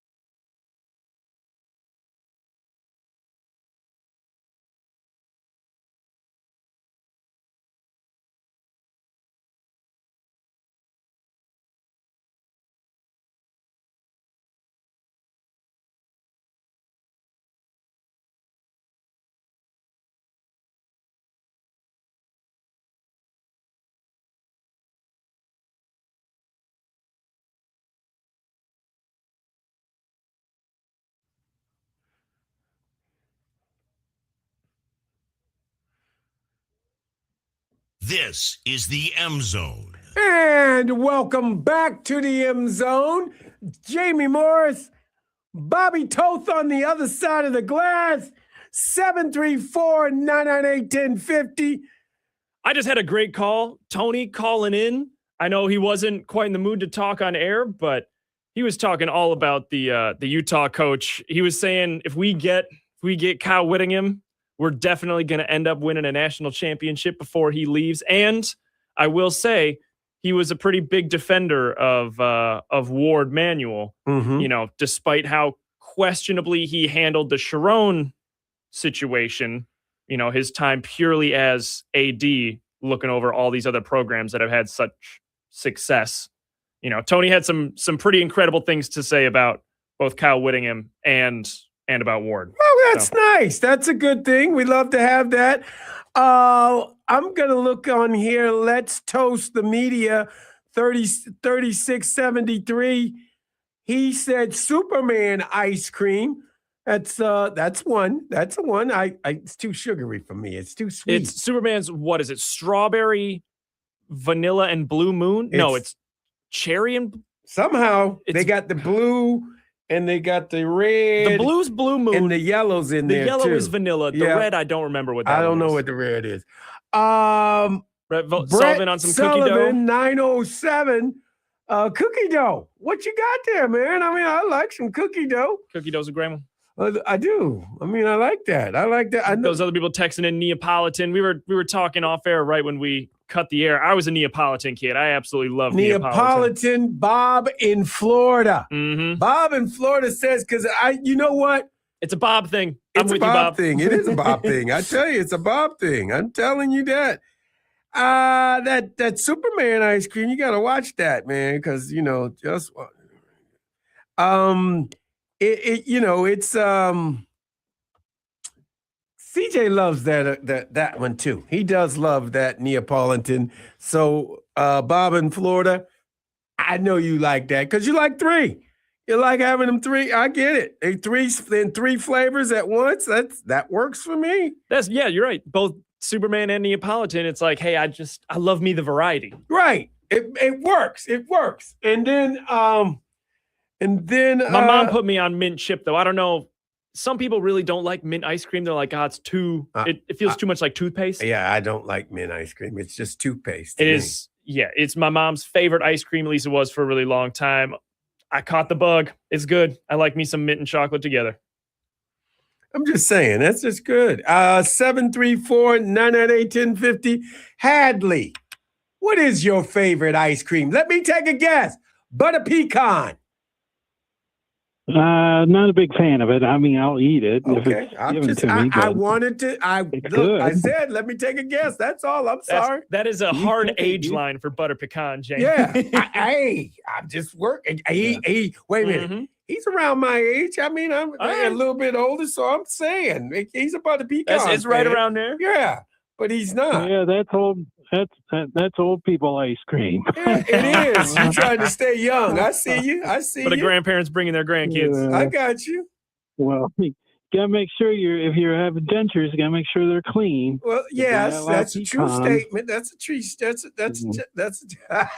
You're so funny. A lot of people that have that, Jamie, don't like nuts in their ice cream. I got you, bro. It happens. No, my favorite that I like is cookies and cream. That's what I was saying. You look like some Oreo vanilla ice cream guy. I got you. I see you. It's vanilla with just a little extra. What did you say? With some good butterscotch sauce or caramel sauce or good hot fudge. No, you can do that on vanilla. I mean, maybe the hot fudge, but caramel on the cookies and cream is wild to me. No, it is wild, but it's good. Well, who cares? I live a little. All right. Oh, Jamie, did you ever do you're talking strawberry. Did you ever do strawberry cheesecake ice cream with little cheesecake pieces in there? Hey, you can go get that over at Sean's. I mean, he does that. It's not strawberry cheesecake, it's strawberry cheesecake ice cream. I know what you're saying, but he puts it inside the cheesecake and inside the ice cream. He knows what he's doing. You know, he's good at that. Jamie, are you a fan of key lime pie? No, I hate key lime pie. Disgusting. Oh. I'm sorry. I know. Wait. Shove it And up I'll your say butt. this. I'll say this. The people around me, my family, they love it. They'll eat it, slices and slices. They can have mine. You know what I'm saying? I'm sorry. Will not eat it. Miss this Will man not. with the limes. No, don't. What is it about it you don't like? Just not a lime fan. I don't like a lime. I don't like lime. I guess I like limeade. I do like that. But I don't like my cheesecake gotten lime in it. Well, it's not cheesecake though. It's just regular pie. I don't like it. It's too I'm soft. sorry. It's yeah. Have you ever tried an ice cream? Have you ever just tried an ice cream pie? Oh, the ice cream love cakes ice are- cream pies. Yeah. I love ice cream pies. There you go. What's your favorite flavor? That's just ice cream in a different shape, Hadley. It's delicious, don't Yeah, get me I know. wrong, but that's just a different shape. Ooh, he Yeah. said pumpkin Great. pie. Brett, I'm gonna come at you Right, with sweet pumpkin potato pie pie. ice cream? You ever had sweet potato pie ice cream? No, not ice cream. I love had sweet potato pie. I've never even heard of before. sweet potato Sweet pie. potato ice cream. pie is good. Sweet Mhm. potato Yeah, pie right. is really good. Man went from cookie dough, most popular, to pumpkin pie ice cream. Confused. What are we doing here? I don't know. I think he's mixed up. I think he's Well, mixed Jamie, up. all I can say is I'm very happy that the rumors we heard yesterday on your show and everything else about Ward Manuel were totally debunked. Right. No, Twitter doing Twitter at things, the putting out time, these Hadley, rumors. they were there, but they got turned around. It got turned around. That's all. Now, I know these are all rumors and speculations, but now there was a little rumor going around when Sharon went to that girl's house. They said that she was married. That's what we heard. Is that you know if that's true or not? No, I she's not. Didn't see She's that not. as married. I didn't hear that You heard- rumor, and Maybe I heard a boyfriend was coming. Yeah, or our something? boyfriend. That Yeah. could be. Okay. And also it was going around that she was pregnant. That is a rumor I have heard much more. I have not heard that. I have not seen that confirmed anywhere, but that is a much more common rumor over the last couple weeks. Well, and the other thing that came out is that the boyfriend, whoever showed up, and he and Sharon got in a fight. Well, I don't think Okay. Sharon fought anybody. No, it's all good. It was all good. No. I know, because we would have heard it at the court thing today. Yes, you would have. If there was any. Yeah, he would have had a lawyer there too. Oh, yeah. I'm just saying. Yeah, no doubt. Everybody wants money. Mm-hmm. Everybody wants to get a little money. Well, he's got the best reputation there, so I think Joe Simon will do the best he can for him, and I'm sure this is Oh, his my first offense God. and everything. They said it was a what? No, Mark from Celine just said I love the key lime pie also. Yeah. I'm just letting you know. Was it key Well, lime good. pie We got ice cream, or you just something talk about key lime pie? He 'Cause likes key lime pie. Random desserts. It is ice cream day, people. I'm just telling you, I know. you brought up understand that. whoever brought up the key lime pie. That's where we had the problem. That's Hadley. Okay, Hadley, that was me. Stop leaving the Well, you. we're talking sweets there, Jamie. I'm just. I said ice throwing it cream. out of thin Day air is there. National Ice Cream Day. Stay with the day. All right. Oh, I see. You didn't tell me that. I didn't know that. All right, then we'll stick with ice cream. No, I like cookies and cream. I love a good chocolate ice cream. Mm-hmm. I mean, one of those really rich ice creams. Are you a Have you ever Haagen-Dazs? tried- Are you a Haagen-Dazs ice cream eater or something? If the price came down, like Ben and Jerry's too, I like said- he that. But said Haagen-Dazs if the doesn't give price you enough comes ice down. cream. If the price comes down. Oh my gosh, it's expensive. At least it was. Okay. You know what I really like, Jamie, What? are those What? Magnum ice cream bars. Oh yeah. Those are good. I like those. Now, do you like the Snickers caramel ice cream bars, Snickers ice cream bars. I love anything Snickers, Those ice brother. cream candy bars Anything are real good. I'll put a candy bar in and call it an ice cream bar. I don't care what Some you candy say. bars out of the fridge or freezer are quite good. The Snickers is. I mean, when you're golfing and it's hot out, you got a Snickers, a frozen Snickers. An ice cold candy bar on the golf course hits different. Exactly. My problem with the Snickers is after I eat a couple of them, I taste it for a few days. I don't know why. Oh my God. It's just weird. What are we doing? Why is that a bad thing? Regardless. No, it's just like the egg burps. Is that a thing? But it's not burping. I'm glad you. Hadley, you got a top coaching prospect for us? Who you want? I heard about Mr. Cunningham. I thought I'll go after him. Nottingham. But yes. Okay. Nottingham. Okay, sorry. Whittingham. God, not Nottingham. Kyle Whittingham. Whittingham. All right. My all right, goodness, people. How long did he coach at Utah? 21 seasons was the head coach. Yeah. Hey, how old is he? 66. 66. He can give you 3 years, Hadley. That's all you want. That might be a little problem. I'm just saying he could give you a little. He give you that. Does he? Cherry does Garcia. Who likes Huh? Cherry Garcia? Look at that. I'll do some black cherry ice cream. I'm just saying. I mean, I got cherry. Somebody here who is that?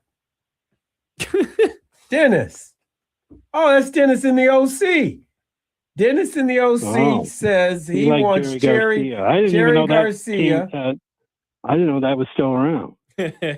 How about some rum raisin? I don't want raisins in any of my ice cream. What year I is don't it? want no raisins, Dennis. I'm sorry. You had me at Cherry Garcia. I could go with that. What about? I'm not doing rum raisin. Ben and Jerry's. They got a million weird flavors. Okay. They do. I could do that. Flavors. Pete said he had an ice cream that was tied to football. Pete. Our next caller up here. Well, bring him on and bye, Hadley. Have a good weekend. Bye. I will. You too. Okay. 734-998. What's up, Pete? Hey, Jamie. I think you let Hadley get off topic too much. He always gets off topic too much. You are right. Jeez, I got to stay on him. Got to stay on him. Yeah.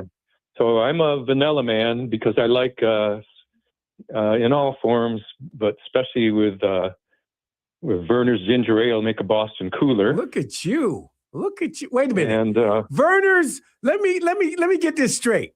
A Verner's and vanilla is a Boston cooler. Get out of here with that. That should be called a Detroiter.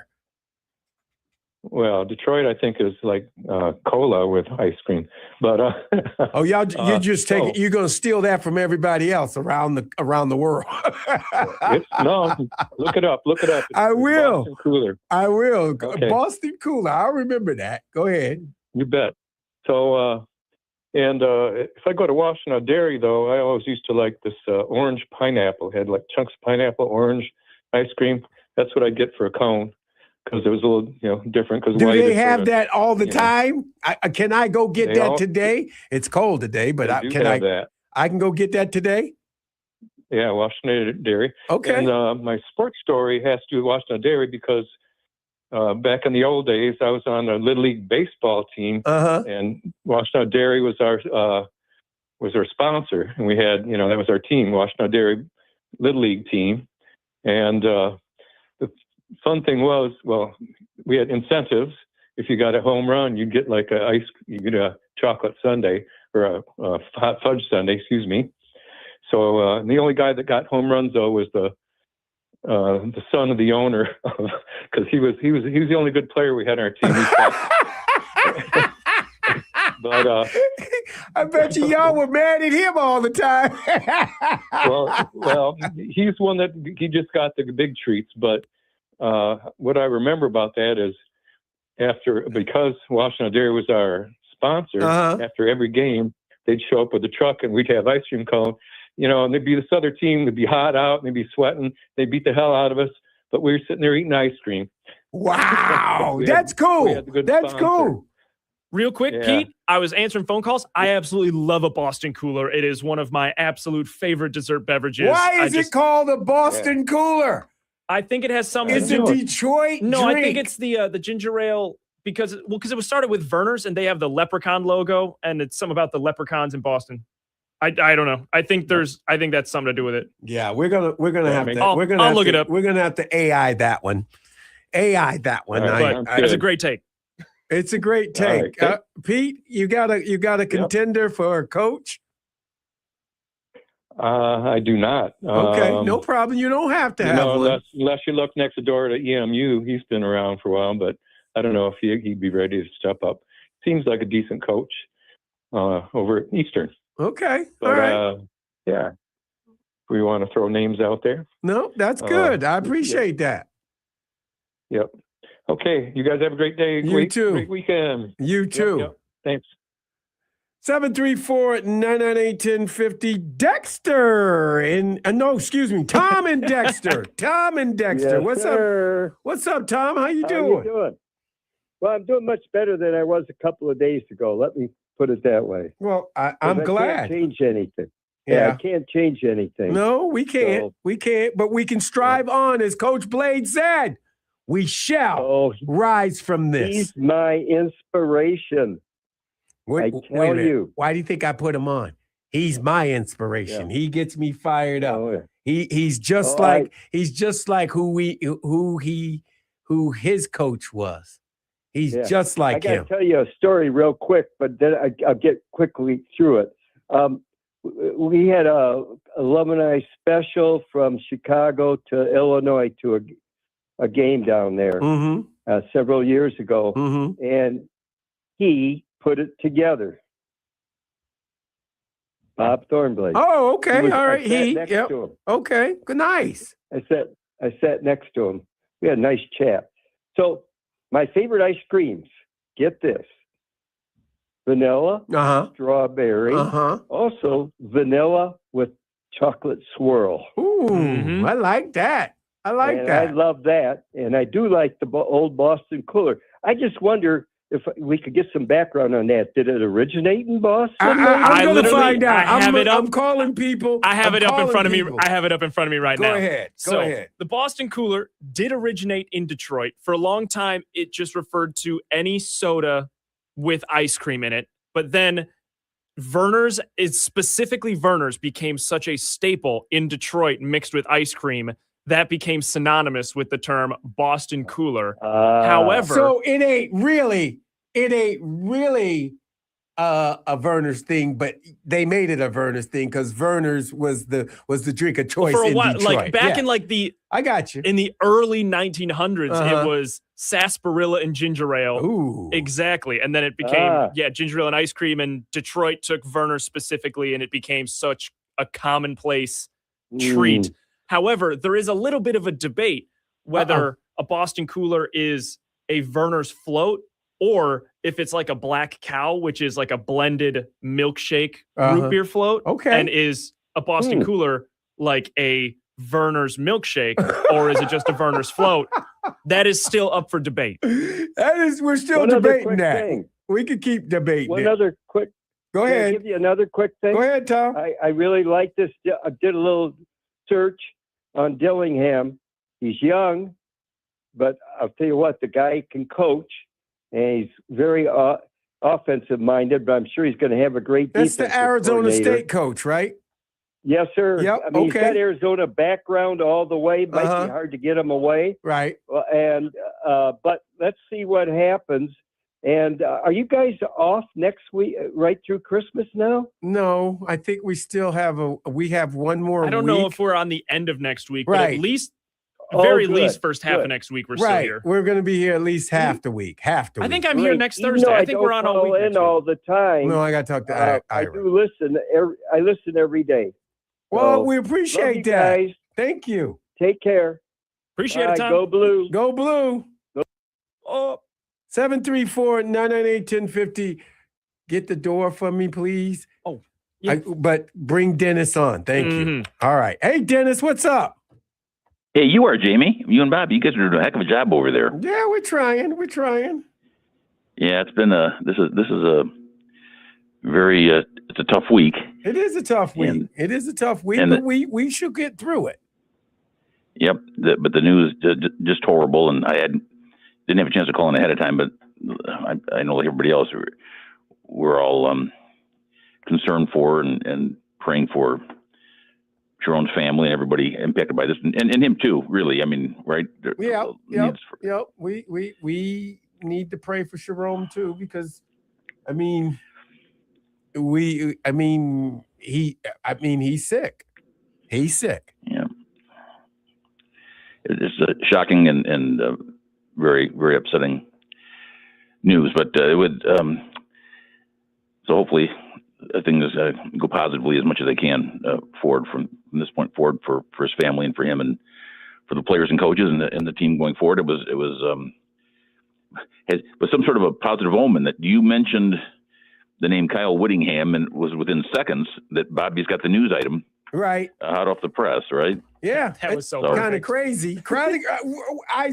Dennis, he willed it into existence. I don't know. I just said the coach man, in this Utah. guy's been great. What if he was available? Yeah, Bam, if he's available. available. Would love to have him. I mean, I would love to have him. It would be great. Yeah, he is a real good one, and clearly, obviously, there you go. And as far as other coaches, I mean, the name I was thinking of, like everybody, Kalen DeBoer and Courtney Morgan, and those guys, if they come up here, I mean, that would be outstanding. And some of these other names, it's hard to know if they would have an interest or not, but they all be really good. I particularly like to think of having coaches that have some familiarity with the region and or the conference or the state, and or the university in some way. But if you get somebody from Utah or Arizona, that's really good with the right track record and the right characteristics. Right. I mean, we're not going to turn that down for sure. And on the Boston Cooler, I wonder, and yes, I remember it from decades and decades ago, the Boston Cooler, and I wonder, there's a Boston Edison district in Detroit, and I wonder if that's got some influence on how the name came about or something. That is absolutely what it's from. That is genuinely where it originated, or That that was is where funny. there was 2 bars in that area that were constantly serving Vernors with ice cream, and that was where it started. Oh wow, there you go. How about that? Yeah. So and it's we're talking about the ice creams, and I like the burgundy cherry and the cherry Garcia, and and just plain old chocolate vanilla or strawberry. Those are great too, and or strawberry ice or any one of them with chocolate syrup. I mean, can't beat it, right? So that's a nice more lighthearted topic to talk about. So there's that, and there was a lot of success for the Michigan athletic teams and the Michigan athletic department. Exactly. And then we have this one horrible situation that's going on, but we just keep praying and everybody doing the best they can. So you guys keep up the great work with the broadcasting there, and I know that the people that have the responsibility for helping to guide the university are going to make the right decisions and look at what's gone wrong and correct that, and then learn also from the stuff that went right and continue doing that, but then make the adjustments to fix the stuff that has gone wrong, and then we'll all be singing the victories again. Mm-hmm. So we will. Thanks, fellas. Thanks. We will. Thanks, Dennis. You're welcome, Jamie. Thank you, Bobby. Bye. So we're gonna go to a break, and my guys from Honorable Pest Control are here. Mm-hmm. That would be Nick and Ben over there. And we're going to talk Honorable Pest Control. You can still call in because we want to hear from you. We're sharing this next half hour between us. Got a full house to close the show. We do. I want you two to think about your favorite ice creams. Don't tell me now. I don't want to hear it now, but I want to hear it on the other side. Your favorite ice creams. And you're listening to the MZone on the Big 1050.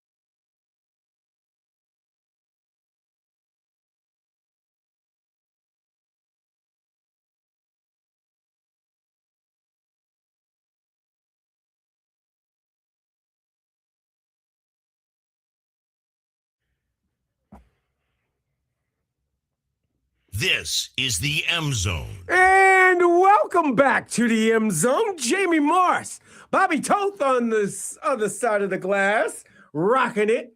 We got Nick Ressler in here from Honorable Pest Control, along with Ben. There we go. All right. You know what? You guys know that we're doing it's International Ice Cream Day. Okay. So we might as well get into it. What's your favorite ice cream? By the way, Nick. if anybody thinks I'm wrong, their taste buds are off. Okay, what do you got? It's cake batter ice cream. That's Have great. you ever had? It's You're so looking at me like sweet. you've never had it before. It's all right. It's really What- sweet, what- bruh. It's really no, sweet. like double chocolate you is need sweet. you need to lose the kid taste out of your No, mouth. I can't. I mean, That's a good point. you probably like Superman ice cream too. I don't. He doesn't like Dude, Superman. it's cookie dough and cake batter. Cookie dough's great. Cookie dough's good. Yeah, I cookie like dough. cookie dough. You Okay. got me on the cookie dough. I'll sell it. Have you never had like a Cold Stone? I'm gonna get some cakes. Cake I'm gonna batter. get some cake batter. I'm gonna go get me some cake Like batter. a good. Me and CJ gonna have cake blizzard of batter it? tonight. Me and CJ gonna have some cake batter. Adjacent cookie butter is like the snickerdoodle Oh my tasting, God. dude. The Cookie butter. because that's like Woo! it tastes like That sounds good. snickerdoodles, Try which is cookie fire. butter. Yeah. Oh my God. Have you had cotton candy ice cream? No, I don't like that. It's too sweet. Dude, no, cotton Too sweet. candy flavored anything is Yeah. a no go for That's us. That's my wife's favorite. Really? Yeah. Tell her I love her, but that's too sweet. You guys got a Okay. sweet tooth household. I Good tell God. you what. We what's, do. What's the kids like? So my son is a Superman for Mhm. sure. Okay. My youngest daughter is more of. She'll do some cake batter. Okay. Same thing with Cake my batter. oldest daughter. Okay. Well, But then my cake wife's is batter. the straight up cotton candy everything, Good God. which is good. All right, Ben, it's your time. Oh, I'm ready. What do you got? What's your ice cream? What am I? Okay, well, I have three contenders. Verner's flavored ice Yep. cream because he just had it for the He's- first time. He likes Boston coolers. Dude, Okay, we know I that. do. I've You- never had one. But I know would you absolutely love one. You would love it, I right? would. Okay. And then what is your My top three contenders, like cookie dough. Yep. Like obviously you can't go wrong with that. Mhm. Okay. Oreo. Oreos. Boo. Cookies and cream, a What do you classic. want? Do you want Oreo with chocolate or vanilla? Ooh, think about I don't it, need bro. that much chocolate. It's vanilla. I love chocolate. Yeah, vanilla vanilla. all the way. Yeah, yeah. I'm a vanilla guy. Yes, you are.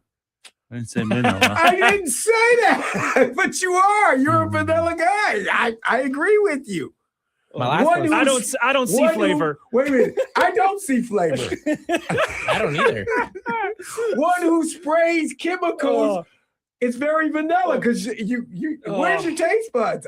Can you taste? Can you Yeah, smell? I can't smell. See, that's what I'm saying. Actually, For real. 90% of my smell's gone. That's what I'm saying. Huh. I'm not saying it's If- a racial thing. I'm saying he can't smell it anyway. If I smell something, it's bad. Oh no. Wow. If it That's comes how you know through it's that bad. nose, Yeah. it's very bad. And have you seen the size of my nose? If it Stop. It's hurting me. I don't want to laugh, but I need. Sorry, y'all. They're not I on need- are stream. you The resident laughing? of Did you town. know I got a I- big old schnoz No, or what? I'm not saying you got a big He's schnoz. jealous. Nobody says that. You have just as big of one, Ben. Whoa. Whoa. I think your nose fits your face. I appreciate I that. think it Jimmy. does. I appreciate that. Why are you laughing? Anyway, Ben, what was the third flavor? what was that? Oh, third you're gonna flavor? like this. Yes, You're gonna please, like this. Please. I actually love a good just plain old vanilla. All right. Oh wow. As Okay. he's saying, everybody's just a vanilla guy. You Yeah. gotta come up with a vanilla. No one turns down vanilla ice cream. Yeah, Nobody turns down vanilla Vanilla's ice the cream. He's foundation right. to all the ice, like most of the ice creams, if you think about it. At least 50%. Yeah. So no, like everybody. I mean, most people like vanilla, actually. or chocolate. One or the other. One or the other. I got a wife that loves chocolate. I love vanilla. Now, if you take vanilla Think with about that. chocolate syrup, That becomes that's the combo. chocolate ice cream. That's all of a sudden. No, now we're into Congratulations. Sunday. No. If you mix Now it we're into together. Sunday Wow. territory. That's Anyway. completely you are different. getting into Sunday territory. Okay, All right. I got a question, but I'm bringing We on. got callers and we got to get yeah, their I takes gotta on get coaches. to the calls. Mhm. 734-998-1050. Tony, what's up, Tony? Hello, Jamie. Love your show. I like the ice cream thing. My favorite would be Ben and Jerry's Cherry Garcia. Oh, there's another one. Two. That's two on the show. Did he say Black Cherry? He said Cherry Garcia. Cherry. Said nothing about Black Cherry. I don't know where you got that from. I've had Black It's Cherry your ears flavor. too. It's your ears too, isn't it? Yeah. That's what my wife says. My If he hears something, it's bad. Oh my God. Yeah, What after else the is show, good? I think I'm going to grab one, a Cherry Garcia, right after this call. Nice, nice. Well, yeah. So, Jamie, I just wanted to say something. I hope Sharon gets the help he needs. I feel bad for him. I'm praying for him, his family, and the young gal that's involved in this, and hopefully, all of them just get their life together and move on, and we're praying for them. Also, I wanted to bring up, I hope people, maybe, I'm hearing people really, really get down on Ward Emmanuel. I'll tell you what, you can't find a better. First of all, he's a great human being, but you can't find a better AD than him. He's look what he's done for basketball, number one, hockey, football. We're headed in the right direction. To get, to dismiss him, I think would be a travesty. I couldn't agree with you more, Tony. I'm just letting you know. It's a great. He's a great guy. Ward is a former teammate of mine, so love him to death. So I agree with you. Oh, he's a true Michigan man. Yes. And for the guys that are out there, he made this mistake. We all make mistakes, okay? We learn from them. But, no, we do. Yeah. And like I said, he's done more good for that university than I can't think of anybody else. But anyway, as far as coaches, so I'm with him. I support him 100%, and I would be really disappointed if they keep this talk about him leaving up. I just think it's not necessary. Let's get a new coach. As far as coaches. I'll tell you what, I almost drove off the road. I was so happy when I heard you say Kyle Whittingham's name, because I'll tell you what, that guy has worked hard. He runs a great program. He's been around. He's a smart guy, and really hasn't had much to work with up in Utah, and has always figured out a way to win. I would love to see him at Michigan. Well, the shame of it is we'd have to go in and say unretire and come on over to Ann Arbor. Yeah. I'm just saying, if it's a guy that they definitely should look at, and that I was just so happy to hear his name, and that was brilliant on your part. I like the guy because we played him twice. He's played. I mean, he got, even when Urban Meyer left, he stayed and stayed with that team, and he's done wonders with that university. Absolutely. So he would be a good candidate. I mean, and then the rest of them, I think the ones that we're talking about, my only thing is I would like to see a coach. When you're Michigan, you can hire an existing coach based on their resume. I get assistants, and I understand, assistants have to be given a chance. But my point is, go somewhere else. Show me if you're a good, as in Mittner, for example, that you know how to coach. Of course, we'll hire you when there's an opening. But to go for an assistant right off the bat, why? You look at the most prominent schools; they're going after established people that are doing well at other programs. Well, why Sharon at the time. We didn't have we took a little long on deciding on what Jim was gonna do, what Jim decided what he was gonna do.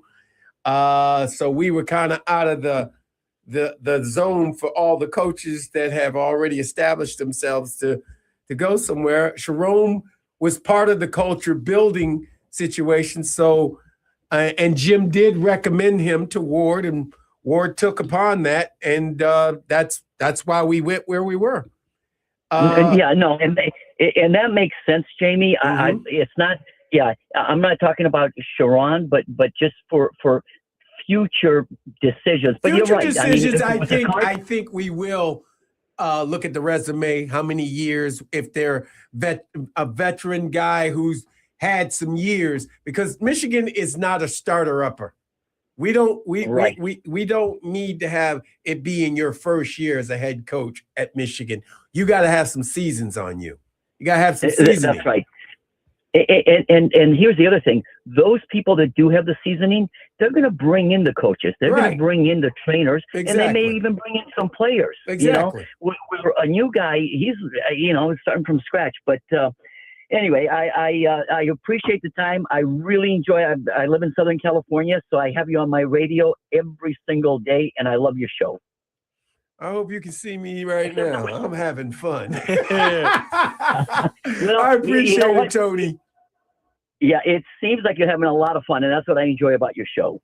Thank you. Appreciate that. Have a great day. What? Go ahead. You ready for my pick? Yeah, go ahead. Your pick. This is a far reach. He wants and you're gonna Belichick. Say no. Who are you picking? Who is that? Ferris State's head coach. How long you been coaching? I don't know. He's won how many? You don't know about Ferris State? I know Ferris State. I do.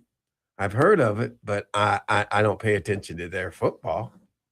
Well, let me look it up here. Yeah, please. So he has won 2021, 2022, 2024. Championship games. Yeah. Okay. So it's a smaller school. It's So you- it's D2. D2. So you want to But bring he's him won. up, right? Yeah. Rise him up. Why not?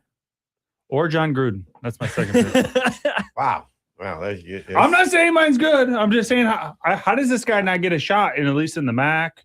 How does he not come up from D2? Maybe he loves it down there. I'm just saying, guys. But Kurt Signetti didn't get an opportunity either. He got it from Indiana. Nobody else took a chance on him. He was over at James Madison for years. I'm just saying. Yeah. He was, and if you Google him, he's a winner. Yeah. That being said, 734-998-1050. What's up, Philly E? Hey, what's up?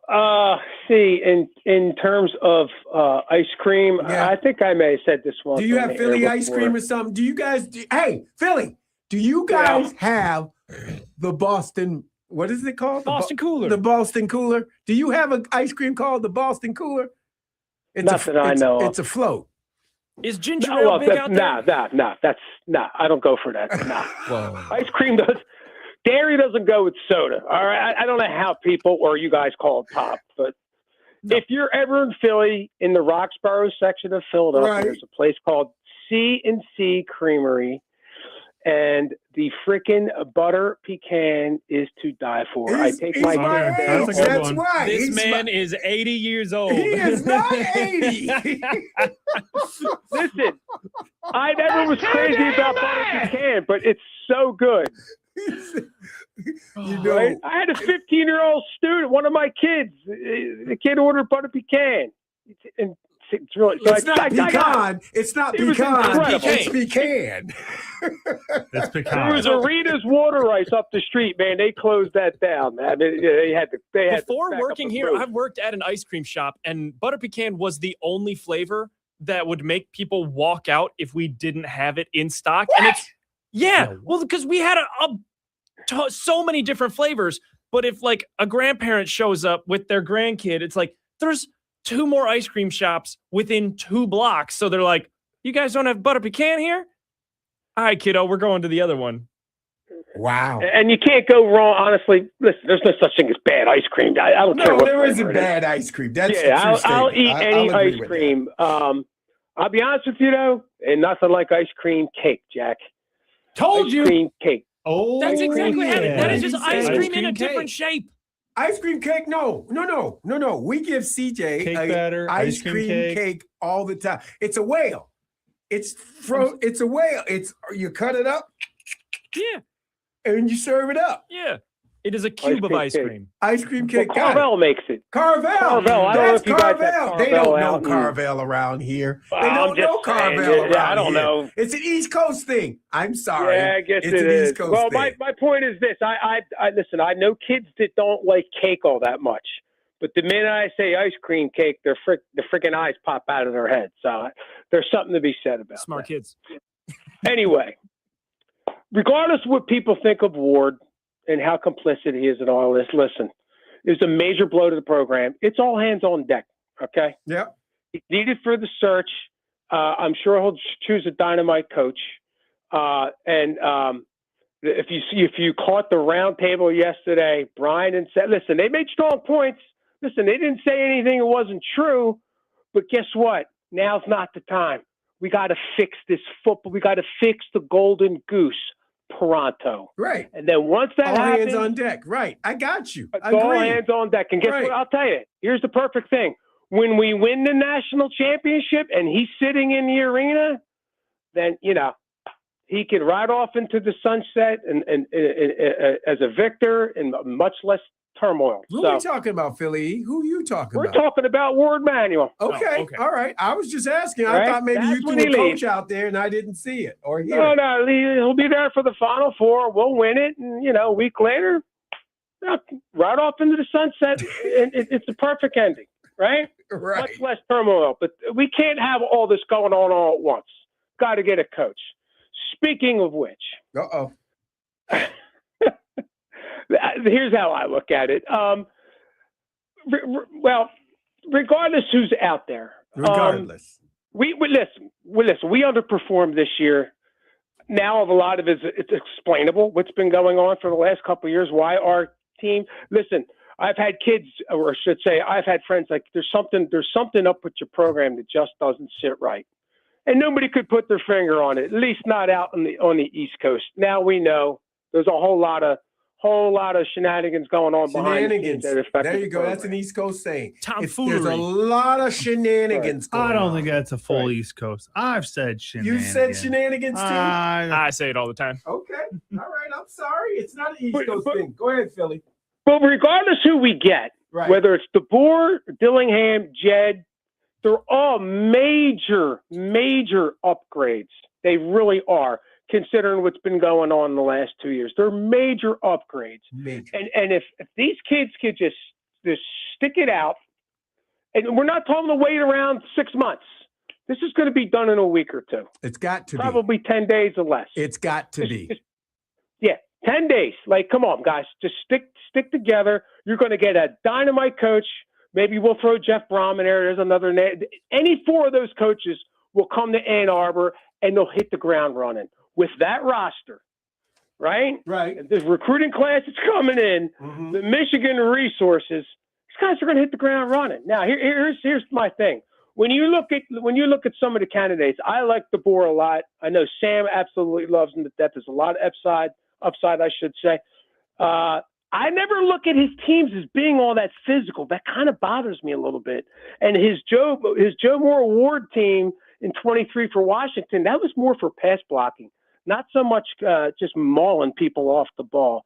Dillingham, listen, he might be a star in the making. His age scares the crap out of me. Right, he's young. He's real young. He looks like he's 15. Are you kidding me? We need a young coach. Dude.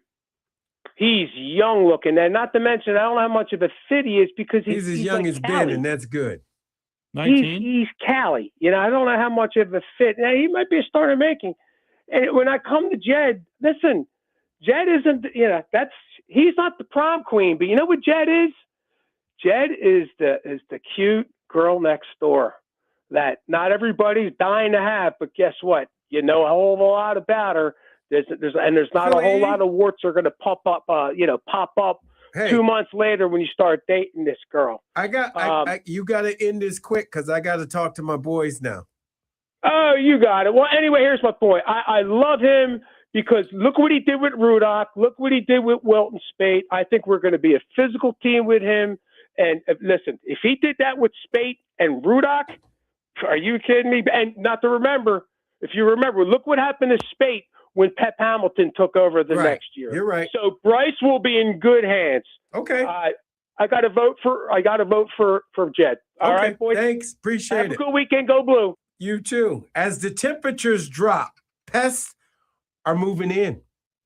Mice, spiders, cockroaches seek warmth in your home this winter. Honorable Pest Control can keep your space protected year-round.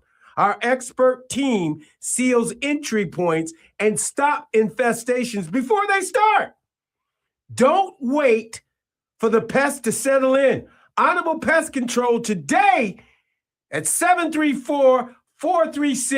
734-436-3017 for a free winter inspection. Stay cozy and warm and stay pest-free. Pest-free. Schedule your inspection today at honorablepestcontrol.com. Ooh. So that being said, Are the pests still alive? Is oh this God, cold yeah. out? Oh, Not yeah. after us. Oh, my man. Oh, that was real smooth. You know he's going to come out. You know he's going to say that. Tee this man up. I mean, look, they're in the house now For sure. because it's cold as whatnot outside. Yeah. I mean, it's sub-zero. This weekend, in Ann Arbor, minus 10. Ugh. Really? Ugh. Yeah. Fahrenheit? Ugh. Hey, half of my family is on Celsius. What? Damn Really? Canadians. My dad was born in Canada. Wow. So he's all into I ain't Celsius. got nothing against Canadians. Love them to death. I have played in nothing the against- CFL, so they fine with me. I have nothing against Canadians. I have against people that use Celsius in my family. Just use Fahrenheit. Just join the club. What are we doing? Look, Celsius is simpler it is simpler. if you learn it. Yeah, you got to learn. How is it simpler? You want to Oh, explain zero. it to him? Zero is freezing. Metric is Got it. easier. Celsius is just different. It's fine. We're not getting into it. Okay, well, let's talk. I mean, come on. Oh, I get to learn something today. I don't know anything about Celsius. So if I'm right, like isn't 0 Celsius is freezing It's 32 Yes, Fahrenheit. It is Yeah. freezing. and 100 is boiling? Right. Yes. Isn't that nice and simple? Okay. Yeah. Yeah. It but is easy. It Fahrenheit does is make like sense. Yeah. But we're percent not. hot. I mean, like 0 degrees. 32 degrees. Yep. I get it. I mean, Sorry, but guys. now when I drive, if I see 0, oh, it's freezing. Yeah. If it's 32, oh, it's 32. Yeah. Mhm. But that's freezing. Get it? Yep. Okay. Just making sure. Our scientists went a different route. Should have had Gary on. It's just like standard and metric. I'm just saying. Cool. So is Yeah. that the show today or what? What'd you say? Aren't you? Are you off at 6 today? Yeah, you hear I was waiting for that music. Can you hear that music? Oh, I didn't know. That's that. going to do it for the MZone today. I want to Bing, thank ding, ding, everybody. ding. Hey, I love you. Bobby Tooth is the Toth is the man. Appreciate Just you. want you guys to know this was a long week. This was a long week. So we put it together. It ain't over. It ain't over. Ever over. We just Never we ends. just It's spicy, it's we'll moving. be back. We'll So, be back we on ready. Monday. What? So you think they're gonna have a coach in 10 days? I'm hoping. They shouldn't. Hey, That's a bold-ass prediction. You got 10 nobody seconds, should baby. be sleeping. You're listening to the MZone on the Big 1050.